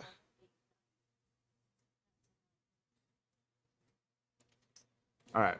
First round is starting. I do have the timer going for this fight. So we got Ion Kutlaba in the white versus Navajo Sterling. Ooh, big overhand right. Grazes Sterling. Man, if Kutlaba gets this done on the feet or does some damage on the feet before taking him down, that would be pretty impressive. We see Sterling reaching down for a single. Sterling turns him into the fence. Kutlaba won by a guillotine recently. And he's overhooking the head right now. I don't know if I would. I don't know. Maybe this might be a good attack. Oh, he's got an arm in guillotine from standing. And now he's pushing Sterling against the fence. Sterling might be in some trouble here. He's trying to block the hips and take some of the pressure off his neck, but he needs to. Oh, he is trying to fight the hands. This is not the best position. Oh, and he goes, goes to his back and flips Sterling over. Now he's in a mounted guillotine, almost a mounted guillotine. Jockeying for position a little bit. He's still trying to step back over. Let's go of the head. Oh, no, nope, nope. He's still in on this arm and guillotine. Releases it. Sterling going for a single, pushes him back in the fence. They're back up against the feet. We got Kutlaba with the overhook. Good trip takedown by Kutlaba. Like I said, if he goes back to that wrestling, that was probably one of his best options in this fight. And now he's got him worried about that guillotine. Yeah, knee that thigh from there. Not enough people do that. All right. We got Sterling back up to his feet, fighting the grip. Does separate the hands. Kutlaba goes with a left high kick. Blocked by Sterling. Good right hand as he slipped by Kutlaba. Sterling very relaxed in the stand-up, though, man. This guy is a sniper. Super calm, super accurate strikes in the kickboxing range. And look at that reach. Look at that height and reach advantage. Ooh, he looks like he hurt Kutlaba. Back Kutlaba up, but then Kutlaba comes off the fence. Kutlaba may have been doing the old rope-a-dope type thing like he did in that first fight with Ankalaev. Oh, that knee might have hurt him, though. See, after seeing him do that in that fight with Ankalaev, every time he gets hurt and hit and looks like he's hurt, I don't know if he's really hurt or if he's just messing around. It's a very dangerous way of playing possum. We got Sterling's got him pushed up against the fence. Kutlaba with the overhook, looked to go for the trip again like he got him with the first time. He's got the leg across the hip, which is a good way to prevent a takedown. Ooh. Nice move by Kutlaba to spin him back into the fence, and now Navajo Sterling turning him back into the fence again. Oh, gets the trip, takedown again. Overhook. Navajo Sterling looked like he was trying for some sort of half guard, but lost control of the leg. Now he's coming back up, trying to attack the legs. Luckily didn't eat a knee to the head on the way up there. He's got another front headlock going. Lets it go to try for a knee. Oh, an elbow in there. Ooh, spinning back fist by Kutlaba, and they separate. Kutlaba, yeah, he needs to move that head. Let's move that head. A big body shot by Kutlaba. Or not by Kutlaba, by Navajo Sterling. Kutlaba backs up. Yeah, he's doing a lot of that possum playing here. I think he's trying to get in the lesser experienced fighter's head here by pretending he's hurt and then all of a sudden coming back. Oh, big left hand by Kutlaba. That one actually looked like it hurt Sterling. Kutlaba in on a body lock, trying for an outside trip. Didn't get it. Now he's kneeing the thigh. But this is the first time we've seen him keeping Sterling pushed up against the fence.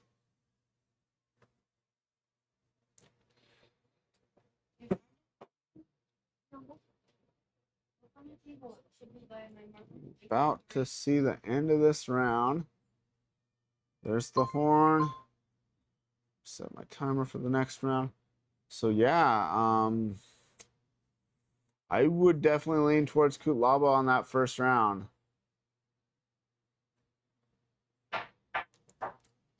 Sterling had moments, but what do the judges think of that possum playing by Kutlaba? Do they think that he was really hurt, or do they think he's just messing with Navajo Sterling? Sterling's got a little bit of a cut on his lip.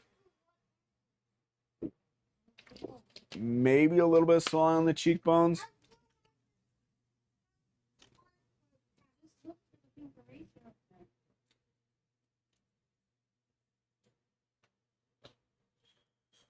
There's the horn. 10 seconds till round 2. So as an undefeated fighter, I do feel like a few of his UFC fights so far, he has faced a little bit of adversity. He has had some tough fights, but this is definitely the biggest test of Navajo Sterling's career so far. Round 2, Ion Kutlaba versus Navajo Sterling. I would lean towards Kutlaba in the first round. He got a few good takedowns. He had a pretty tight arm and guillotine choke for a little while there.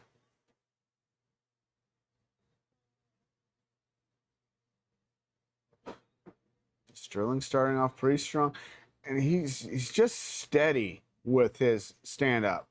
Like, he's so calm, picks his shots, doesn't look ridiculously fast, but man, he's accurate. He's chipping at Kutlaba a little bit here, but Kutlaba's been in there with some of the best. Kutlaba rushes in and lands the right hand. I want to see more head movement. Kutlaba in on a double, switches it up to a single. Like I said, against Khalil Roundtree several years ago, he scored like 5 or 6 takedowns in 2.5 minutes before finishing him. Definitely the biggest win of Kutlaba's career. The win over Khalil Roundtree, who eventually vied for the title against Alex Pereira. Gave Alex Pereira one of his toughest fights at light heavyweight for sure. Sterling gets a takedown for a second. Kutlaba gets that Kimura grip, breaks the grip, and is now acting like he's going to try for a submission off of it. You don't see this much.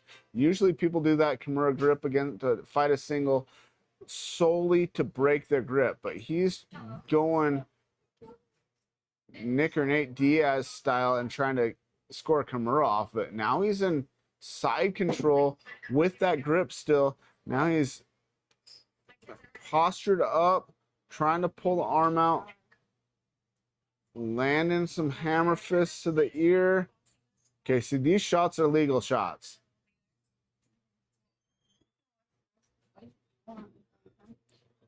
Knees to the thigh. This is the co-main event right here. All right.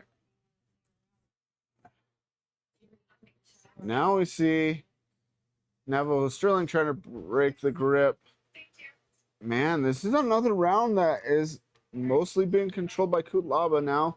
We see Sterling get the back. They're jockeyed back and forth positions, but maybe Sterling, slight edge on the striking, but Kutlaba in the positioning and the takedowns and the Kimura attack that he had, I would lean towards him, and he gets another takedown.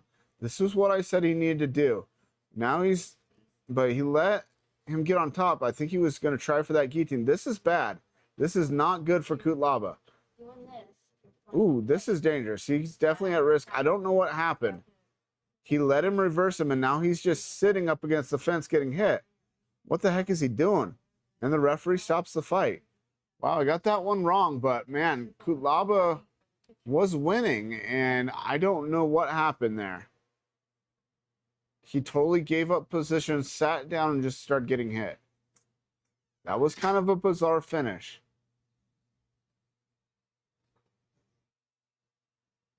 Sterling, improves his record to 10-0. I said this was going to be a really tough fight, and it definitely was. What happened here? Did he tweak a knee? Something happened in that sequence that made Kutlaba just totally quit and just sit there and get punched. That was really odd. Some sort of injury, something happened to Kutlaba because he was in control that round, and then just, I don't know what happened. Let me reset the timer. Hopefully on a replay we get some idea of what caused that, because he was winning the fight. He got another takedown. Had top position, totally gave up top position. Looked like he was going for another guillotine, but then just sat on his butt up against the fence and let him punch him. Really odd. I'm not sure what just happened.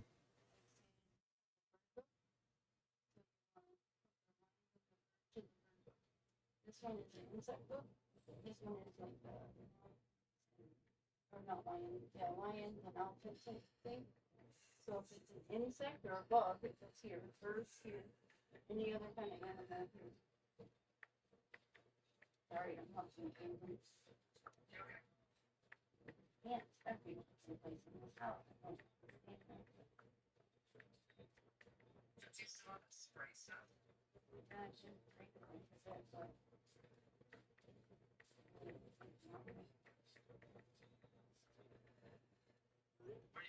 That was weird.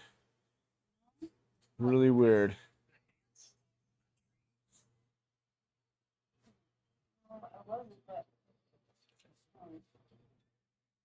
A big win for Navajo Sterling. I just don't know what exactly happened there. Was he tired? And the guillotine was his last ditch effort? That was strange. I'm going to have to go back and rewatch that because I do not know why Kutlaba just quit. It's like he kind of tried for an arm in guillotine again, but didn't try to throw the legs up or anything. He just sat on his rear end. What the heck? That was really strange. And Sterling seized the opportunity. I don't know what exactly happened. Weird, kind of weird stoppage. Exactly. Very strange finish to that fight.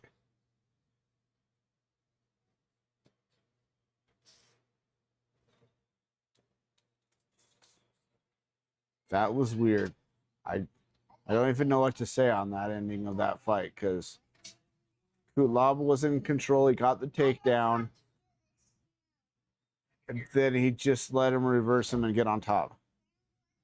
All right, so main event, Manel Kape versus Horiguchi. Kape has been on a pretty good streak, but Horiguchi beat him before. So experienced. I'm going with, I believe Kape has shifted to the favorite. I'm going to go with the underdog again. I know it didn't just pay off, but I'm going Horiguchi. I think Horiguchi gets it done again, beats Manel Kape for a second time, sets himself up for a second title fight, which would be way better for the UFC because Manel Kape has a history of pulling out of fights due to injuries. I believe 11 fights he's had signed and pulled out of in his UFC career, which is probably a record. That's what I've heard, at least. I can't confirm that he bailed on that many fights, but if that's true, that is a lot of fights to back out of. All right, main event. I'm going Horiguchi, but this should be a really good fight. These 125 pounders are always super exciting. So what have we had? Main card so far, we've had 4 fights. I've gone 3-1 on my picks. Kutlaba, like I said, was winning, and then something happened. So I got these 3 correct. Then I went Kutlaba, and Sterling ended up with the second round finish. Although Kutlaba was winning up until that point. Very strange. All right, then we got Kape versus Horiguchi, main event. I'm going Horiguchi, but this is a pretty close, tough fight. Both guys are really good. Both guys are really experienced. Horiguchi just a little bit more experience, and only 5 losses with 36 wins. That's insane. Almost a 17-year career as a professional. Kape, 22 wins, 7 losses. Lost to Muhammad Mokaev after like a big war of words and fights at the Performance Institute. Pretty lackluster fight, if memory serves. He would be on a 7-fight win streak if not for that fight, though. But, I mean, how many wins in a row does Horiguchi actually have? Horiguchi's last loss was in 2022. A decision loss to Patchy Mix. Came back, avenged the KO loss to Pettis with a unanimous decision.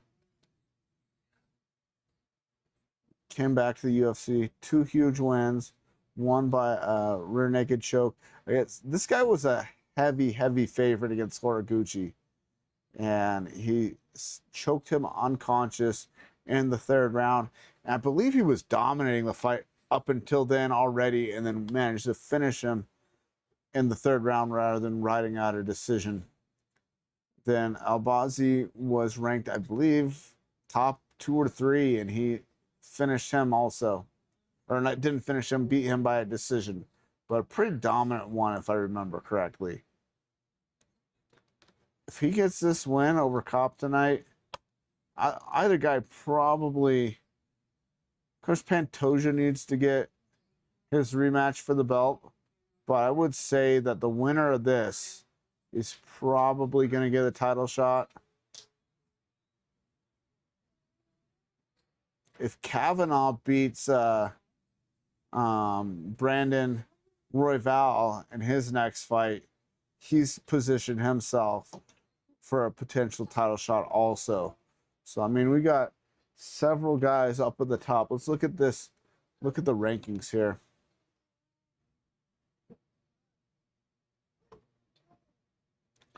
Rankings. Joshua Vanna is the champ. Pantoja is still ranked number 1. Manel Kape, who is getting ready to fight, is ranked number 2. Royval has dropped down to 4. Tyra is in 3.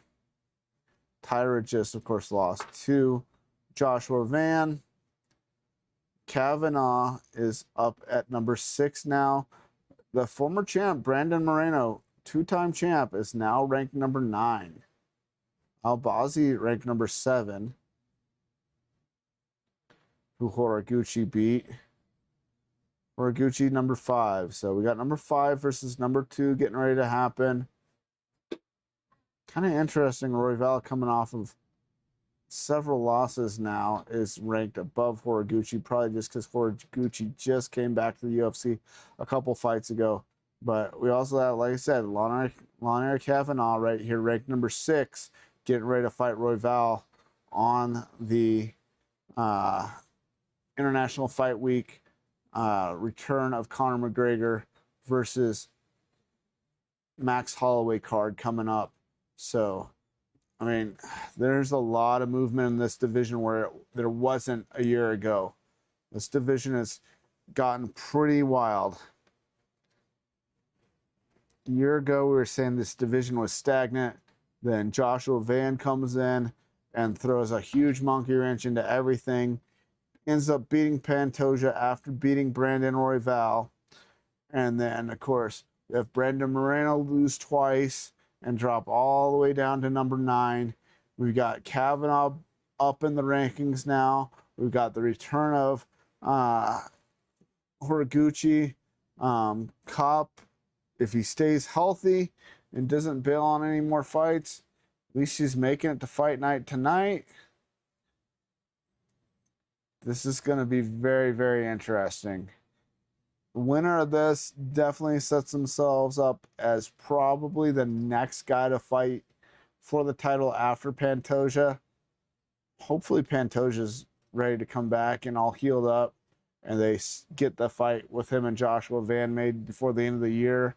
And then the winner of either the winner of this or potentially Kavanaugh for the belt beginning of next year.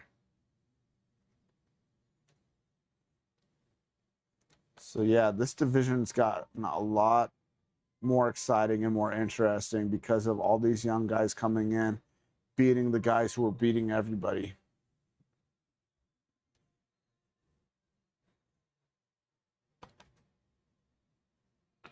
All right, so I believe we have Horiguchi coming out first.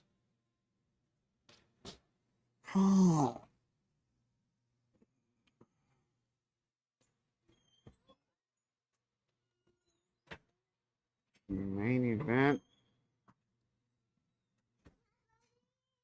Getting ready to start.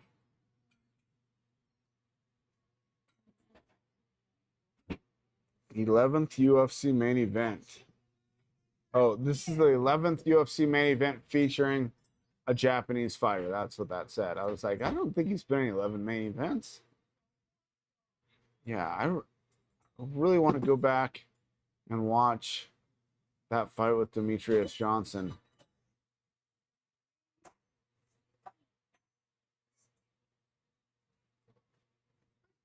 So crazy because I feel like Demetrius retired like at least 2 years ago.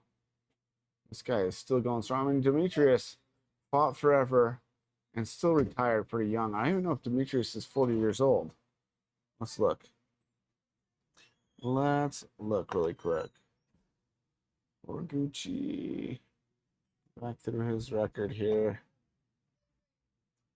To the loss. To Demetrius Johnson. How old is Demetrius Johnson?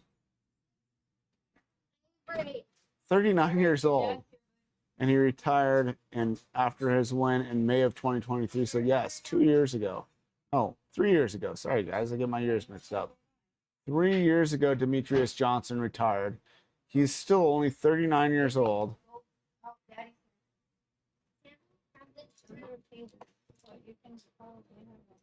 Horiguchi is only 35. A lot of people say when you hit 35 and all the weight classes, 155 and below, you're kind of over the hill. But I don't necessarily think that's true. I mean, we've seen what 145-pound champ Volkanovski's done, other than his loss to Ilya. He's done really well, and he's like 36 now.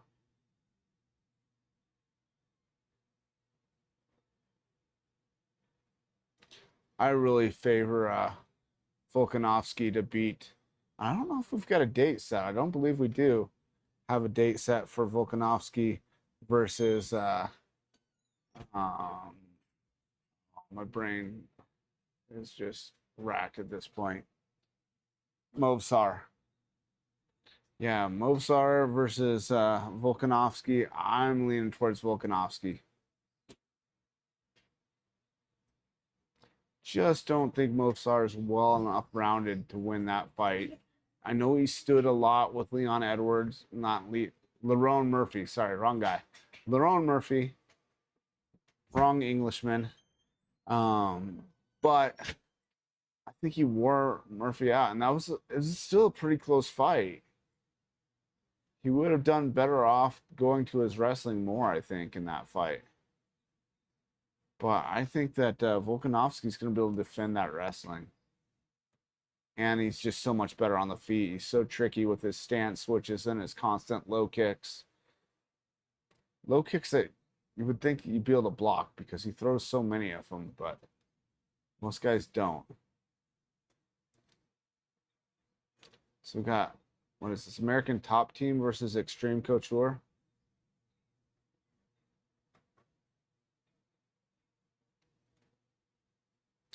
Two really good teams represented here.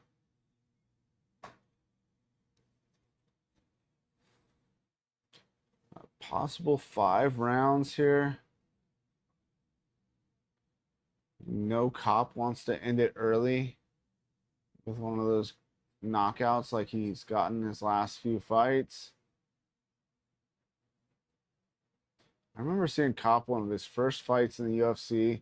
They're making a really big deal of this kid, and he didn't perform well his first few. Dropped a few decisions, then came back and started winning very impressively, other than the Makayev fight. Just a lot of hype for nothing in that one.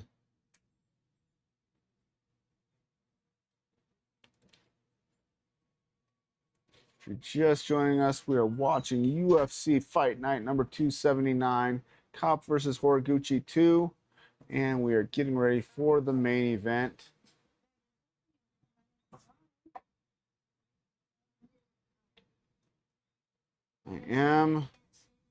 I do think Horiguchi's going to win.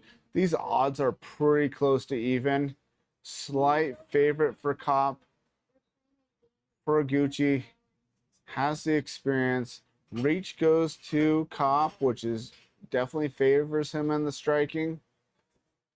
Horiguchi had the submission win against him back in 2017, 9 years ago.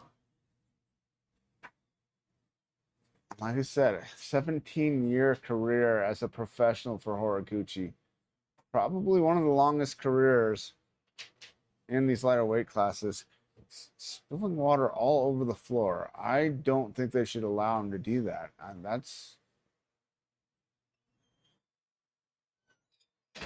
I really feel like that should be against the rules. He just doused the mat with water in a bunch of different spots. That's weird. I can't say I've ever seen a fighter do that. Oh, we got Herb Dean reffing. Herb Dean is... Oh, now we've got somebody drying up the spots where he poured water. What is going on? Why didn't they stop him from pouring half his water bottle out on the floor rather than just go around and dry it up? He's trying to get his feet wet. Maybe that's something where fighters think their feet will stick to the mat. Don't tell anybody, guys, but I used to sometimes dip my feet in soda or spray them with hairspray to make them stick to the mat surface a little bit better, especially if it wasn't a canvas and it was a like a vinyl mat. Some of the surfaces in cages can be vinyl, and man, those get slick when you are sweaty. If your feet happen to be a little bit sticky, the soda is probably the better option because the sugar in the soda makes your feet sticky. Somebody told me to do the soda thing. I went to the hairspray. It's because I thought it would be making that much stickier. But then I thought about it after the fact. I thought, man, what if I kick the guy in the eye? I've got hairspray on my feet. That's probably not good.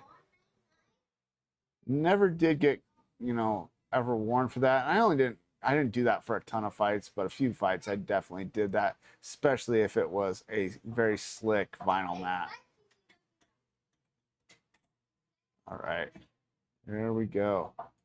And I hate seeing the referee who has so much controversy around him this last week reffing the main event in the very next show. But I guess we got to deal with it. So there's no back of the head shots because he's going to have to pull out his tape measure and measure an inch on either side of the line right down the middle of his head.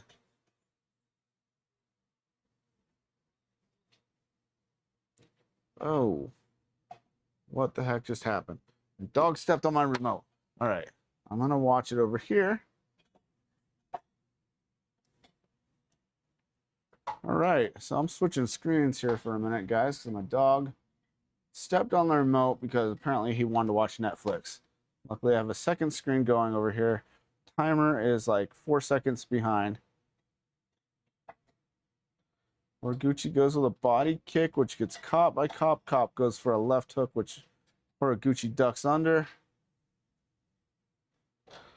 So Horiguchi definitely wants to drag this out a little bit. I definitely feel like Kape is more dangerous early on.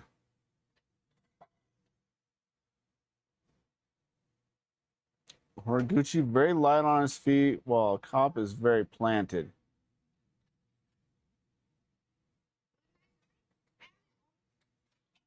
That's weird because the teams of the fighters wearing the opposite color of what their fighters are wearing.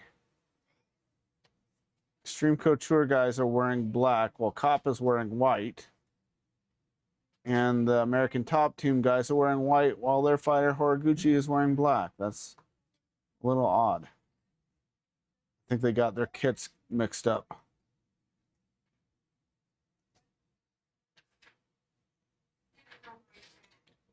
Super low stance by Horiguchi. but very light, bouncing around on the balls of his feet. Goes for another right kick when gets caught by Kape. Kape fighting southpaw, Horiguchi orthodox. It's a very long, deep stance by Horiguchi. Horiguchi goes for a right cross and a left hook. He eats a couple shots by Kape there, though. But didn't look like a huge effect. So, if you're Manel Kape and you're used to knocking out opponents like he just did against Royval, what does he think if he lands one of those solid shots on Horiguchi and Horiguchi just stands there looking at him?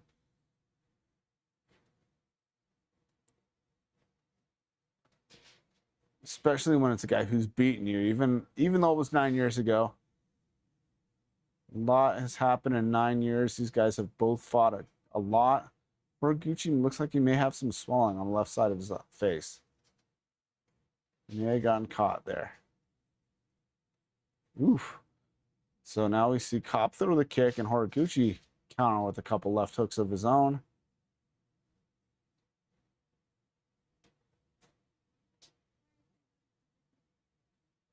Both guys seem to be pacing themselves a little bit. 2 minutes into this, we've seen a few decent strikes thrown. I definitely do think there's some swelling around the left eye of Horiguchi. Kape might have a mark on his right cheekbone. Almost looks like it to me. Ooh, good inside low kick by Horiguchi. Takes out the leg of Manel Kape for a second there.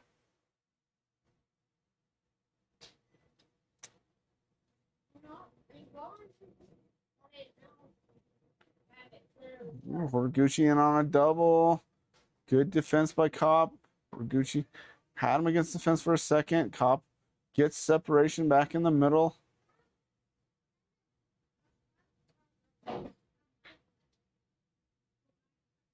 See, I would feel like having your feet a little wet on that big monster logo. That could be slick. I don't know how they put those on the cage. And we see Kape switch to orthodox for a second, and he switches back to southpaw.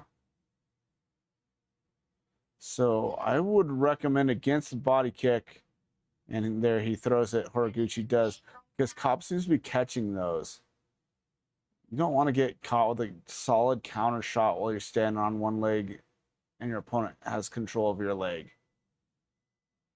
I feel like he should either go inside like he did, but I would like to see more of a setup. I mean, that first one landed good, but if you throw those by themselves in, good single by Horiguchi. Horiguchi on top in the full guard of Manel Kape. And we're getting ready to hear the bell.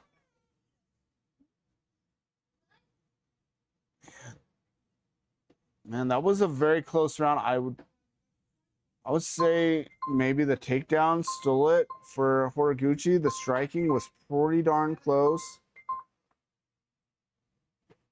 All right, let me see if I can get my other screen back on here.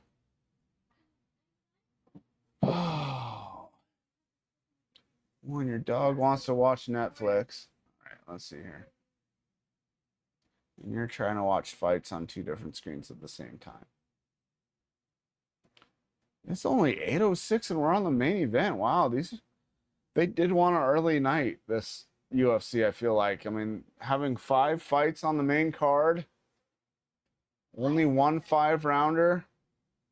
Fight started at the regular time. A lot of times when you have only one 5-rounder, they do 6 on the main card. Where Fight Night. Oh. All right, guys. All right, getting ready for round number 2.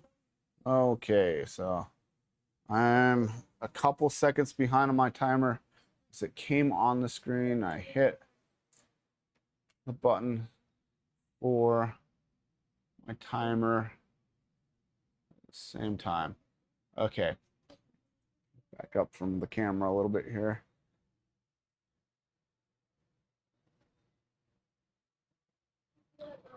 Another body kick by Horiguchi. That one looked more like a front kick. And these guys are so fast. I would say hand speed probably goes to Kape, but very fast kicks by Horiguchi. Horiguchi got that very fast takedown the end of the round 1-2.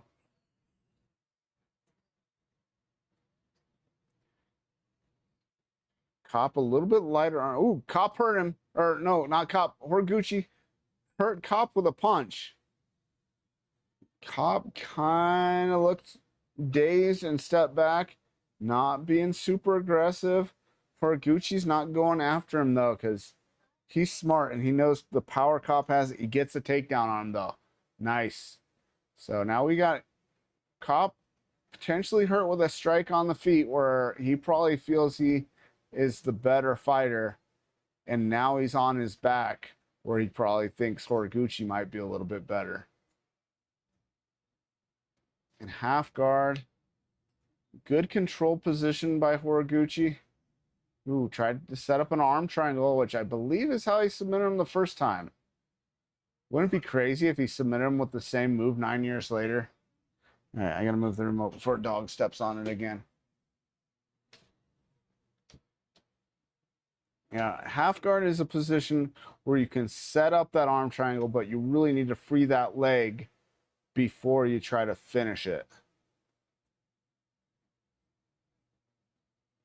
So if Horiguchi wants that, I'd like to see him trap that arm behind his head, try to pass into that crucifix, or what I refer to as MHP side control, Matt Hughes position.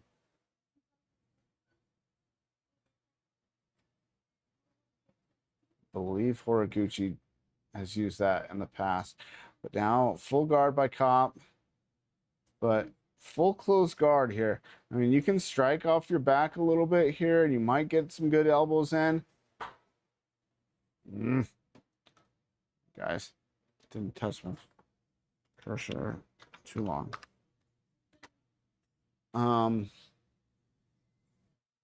Yeah, with all the stuff with the referees this week, I don't know if you guys saw the there was a funny hey, get down, get down. Good down, go that window, dog. There was a funny telling of a story by Big John McCarthy, lay down, about a conversation he had with Herb Dean about rules and the old 12-6 elbow rule that just got thrown out this year. But apparently at some point Herb Dean thought an elbow like what we just saw Kape throw, that was considered a 12-6 elbow, and John McCarthy said, how is that a 12-6 elbow? He's laying on his back. And Herb Dean just said, well, I just imagine that the clock is on the ceiling. And he said, when have you ever seen a clock on the ceiling? And so correcting him that was not the rule, that the reason that 12-6 elbow was actually not legal was because it's gravity assisted. You're coming from the sky straight down. All right, so this round is 40 seconds right now from being over. My timer is like 4 seconds behind. Another round controlled by Horiguchi. I think he won round 1. This one may have been more decisive because he hurt Manel Kape on the feet. Then he got the takedown. He's had some pretty effective ground and pound. Kape has not tried to escape or throw up any submissions. He's thrown a few elbows from his back. But Horiguchi has gotten a lot more done here than Manel Kape. So he may be going into round 3 with a 2-round deficit. I mean, I definitely think he's down 2 rounds. All right. So both fighters go back to their corners.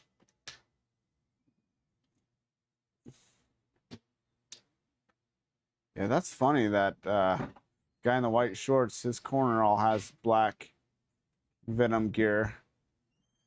So I would assume that the fighters' corners get I don't know how that works. If they get their kits, you know, right before their fighter fights, or if they have black because he wore black in a previous fight, and the opposite on the opposite corner. It's very strange that the corners aren't matching the fighters. I don't know why I'm so hung up on that, but coming up to round number 3. I do believe Horiguchi's up 2 rounds. These fights have gone by fast, man. I mean, this could be over by 8:30. This would be one of the earliest nights of calling fights, I think, in a long time. So if Horiguchi gets this win, I'm 4-1 for my main card predictions. Right now, I'm 3-1. I got the last one wrong. I thought the more experienced Kutlaba would beat the undefeated young New Zealand fighter. Wow, Horiguchi's just so relentless with those attacks. Kape's just he's not landing like he would like to because of Horiguchi's unorthodox attacks. And you're talking about, he fought this guy, yes, 9 years ago, but I would wager to bet that Horiguchi's style has not changed that much over the years. Well, Kape's style probably has, but Horiguchi adjusts very well because of that experience.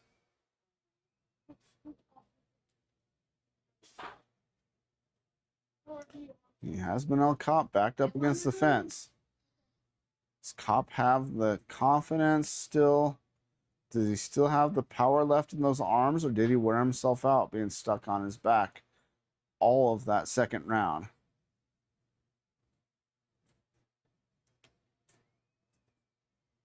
Almost all that second round after taking a shot that hurt him standing. So Kape doing better at changing levels to mess with the takedown attempts of Horiguchi, but Horiguchi is winning the stand-up too. So, and now that he's getting deeper with that stance, it's going to make him more susceptible to those low kicks from Horiguchi. Horiguchi just steps in with that right hand really well. Kape needs to be careful with that open right hand. Open right hand reaching towards the eyes. Ooh, Kape falls, switches stances. Something's not right. Oh, maybe his foot slipped.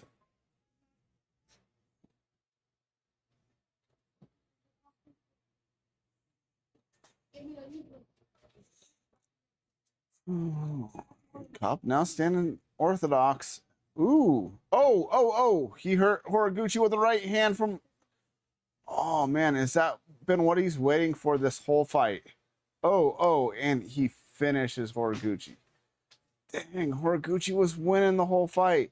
He switched to orthodox and landed a beautiful right hand after standing southpaw the entire fight.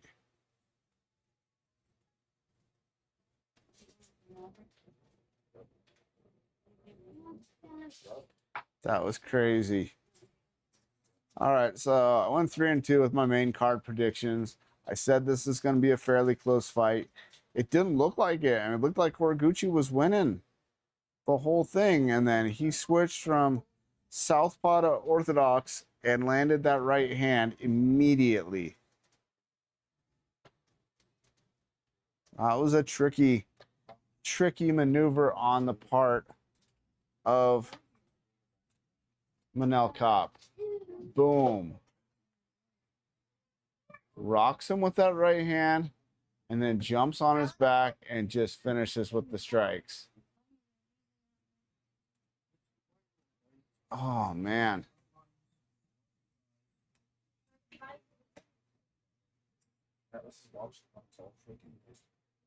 It's pretty wild. Wow. So how many, is that 3 or 4 finishes in a row for Manel Kape? I took this out, not a bat.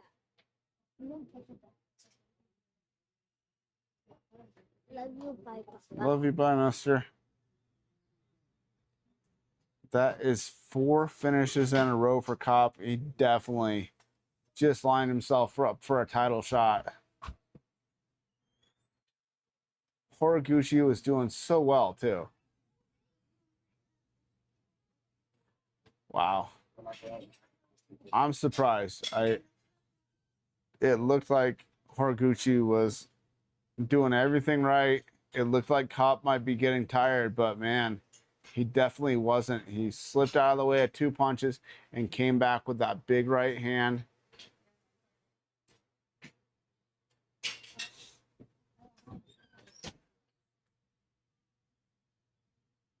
Yeah, first time Horiguchi's been finished in a very long time.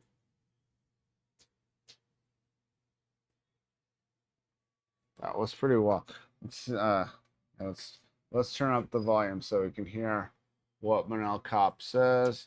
Then we'll wrap things up for the night.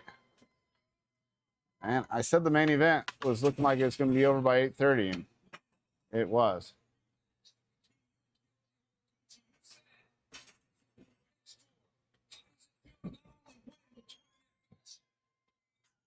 First of all, alhamdulillah for everything. If it was not allowed, I'll not be here.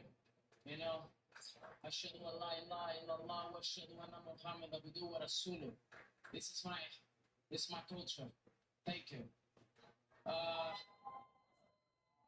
Kyoji Horiguchi, Longest knockout streak in the flyweight division.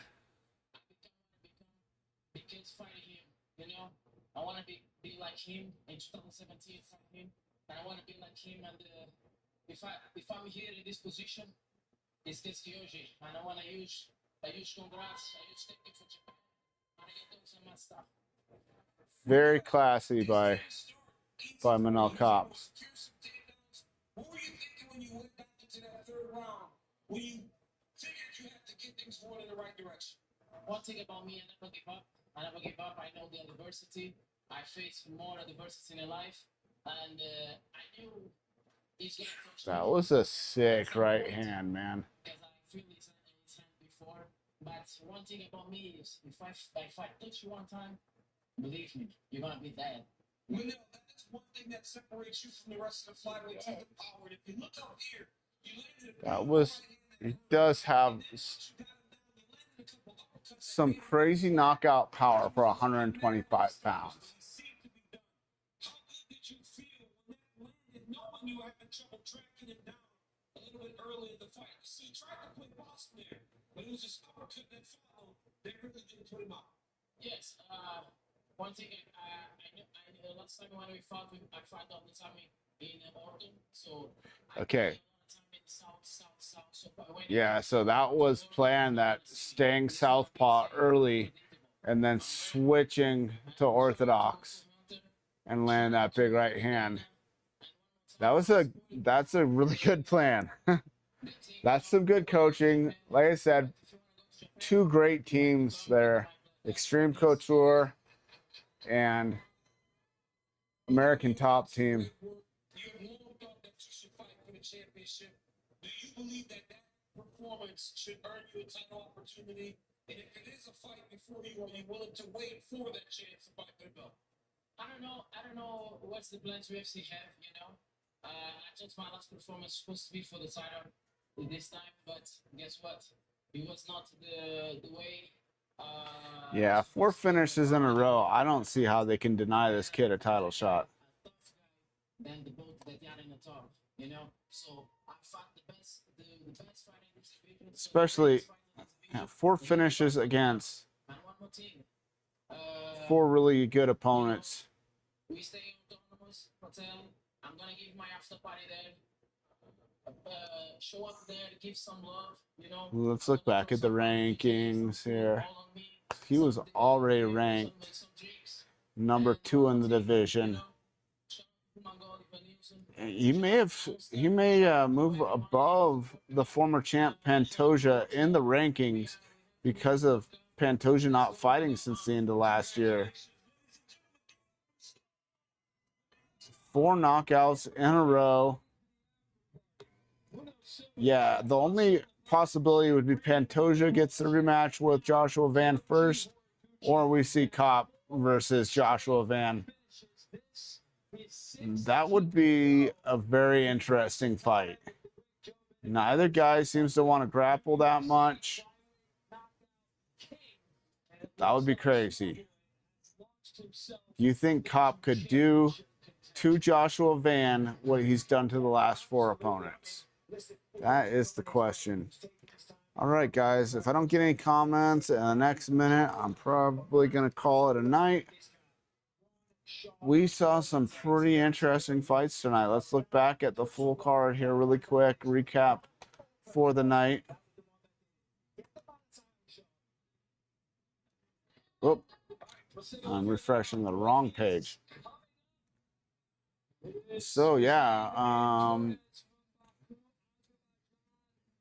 got Azerbaijan next week. Is that going to be some weird time? Yes, looks like it. 12 p.m. Eastern time. Yeah, so early fights next week. And then, are there no fights until the Conor McGregor fight after that? Okay. Let's go ahead. Let's recap this really quick. Then we're going to just look at what's coming up.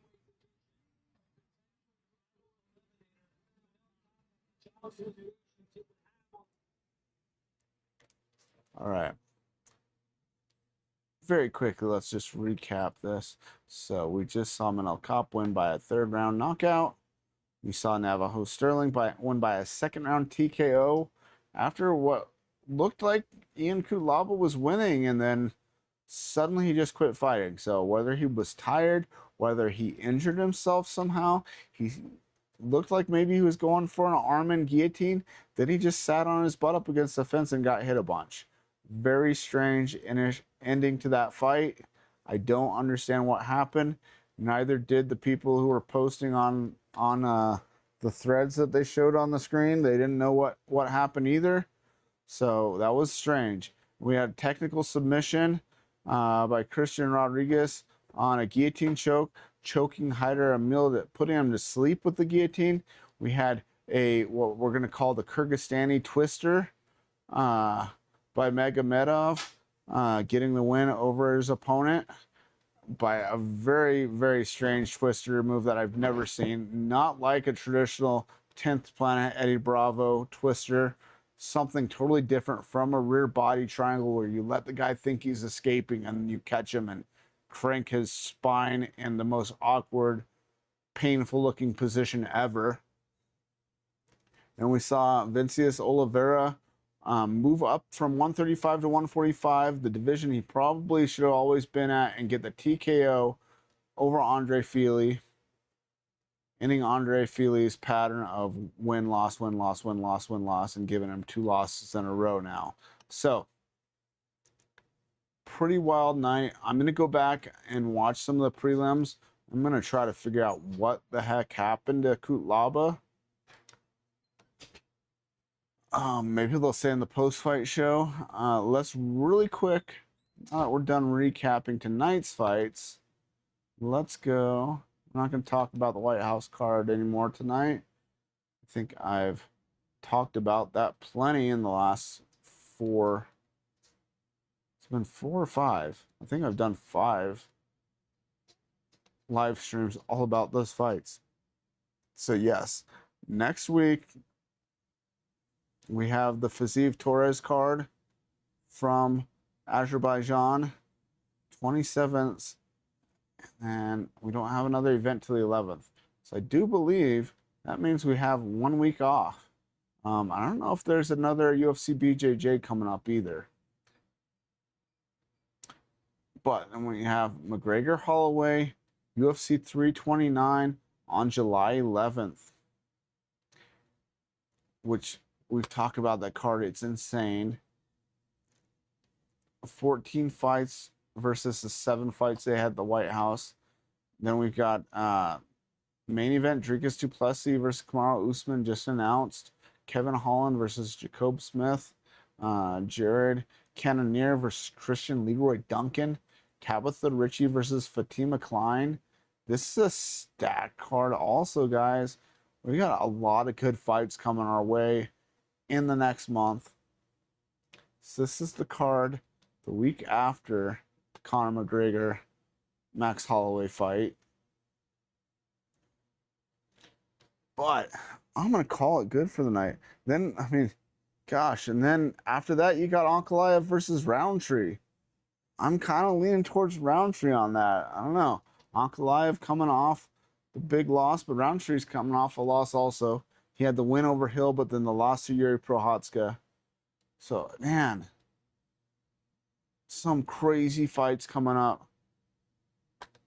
I'm going to call it a night, guys. That was fun. We got to see some good fights. Didn't get any more comments. So, that's going to be it for tonight. Hope you guys enjoyed the fights. Thanks for joining me for another episode of Wolverine MMA live stream. I don't know when I'll do another show. It depends on if, some crazy stuff happens during the week. Otherwise, I might wait and do a show. I know it's going to be at an odd time next week. I got to figure out what time that is here. But we'll talk about that towards the end of the week. We'll see if there's any other news that comes out. So, God bless, and I will catch you guys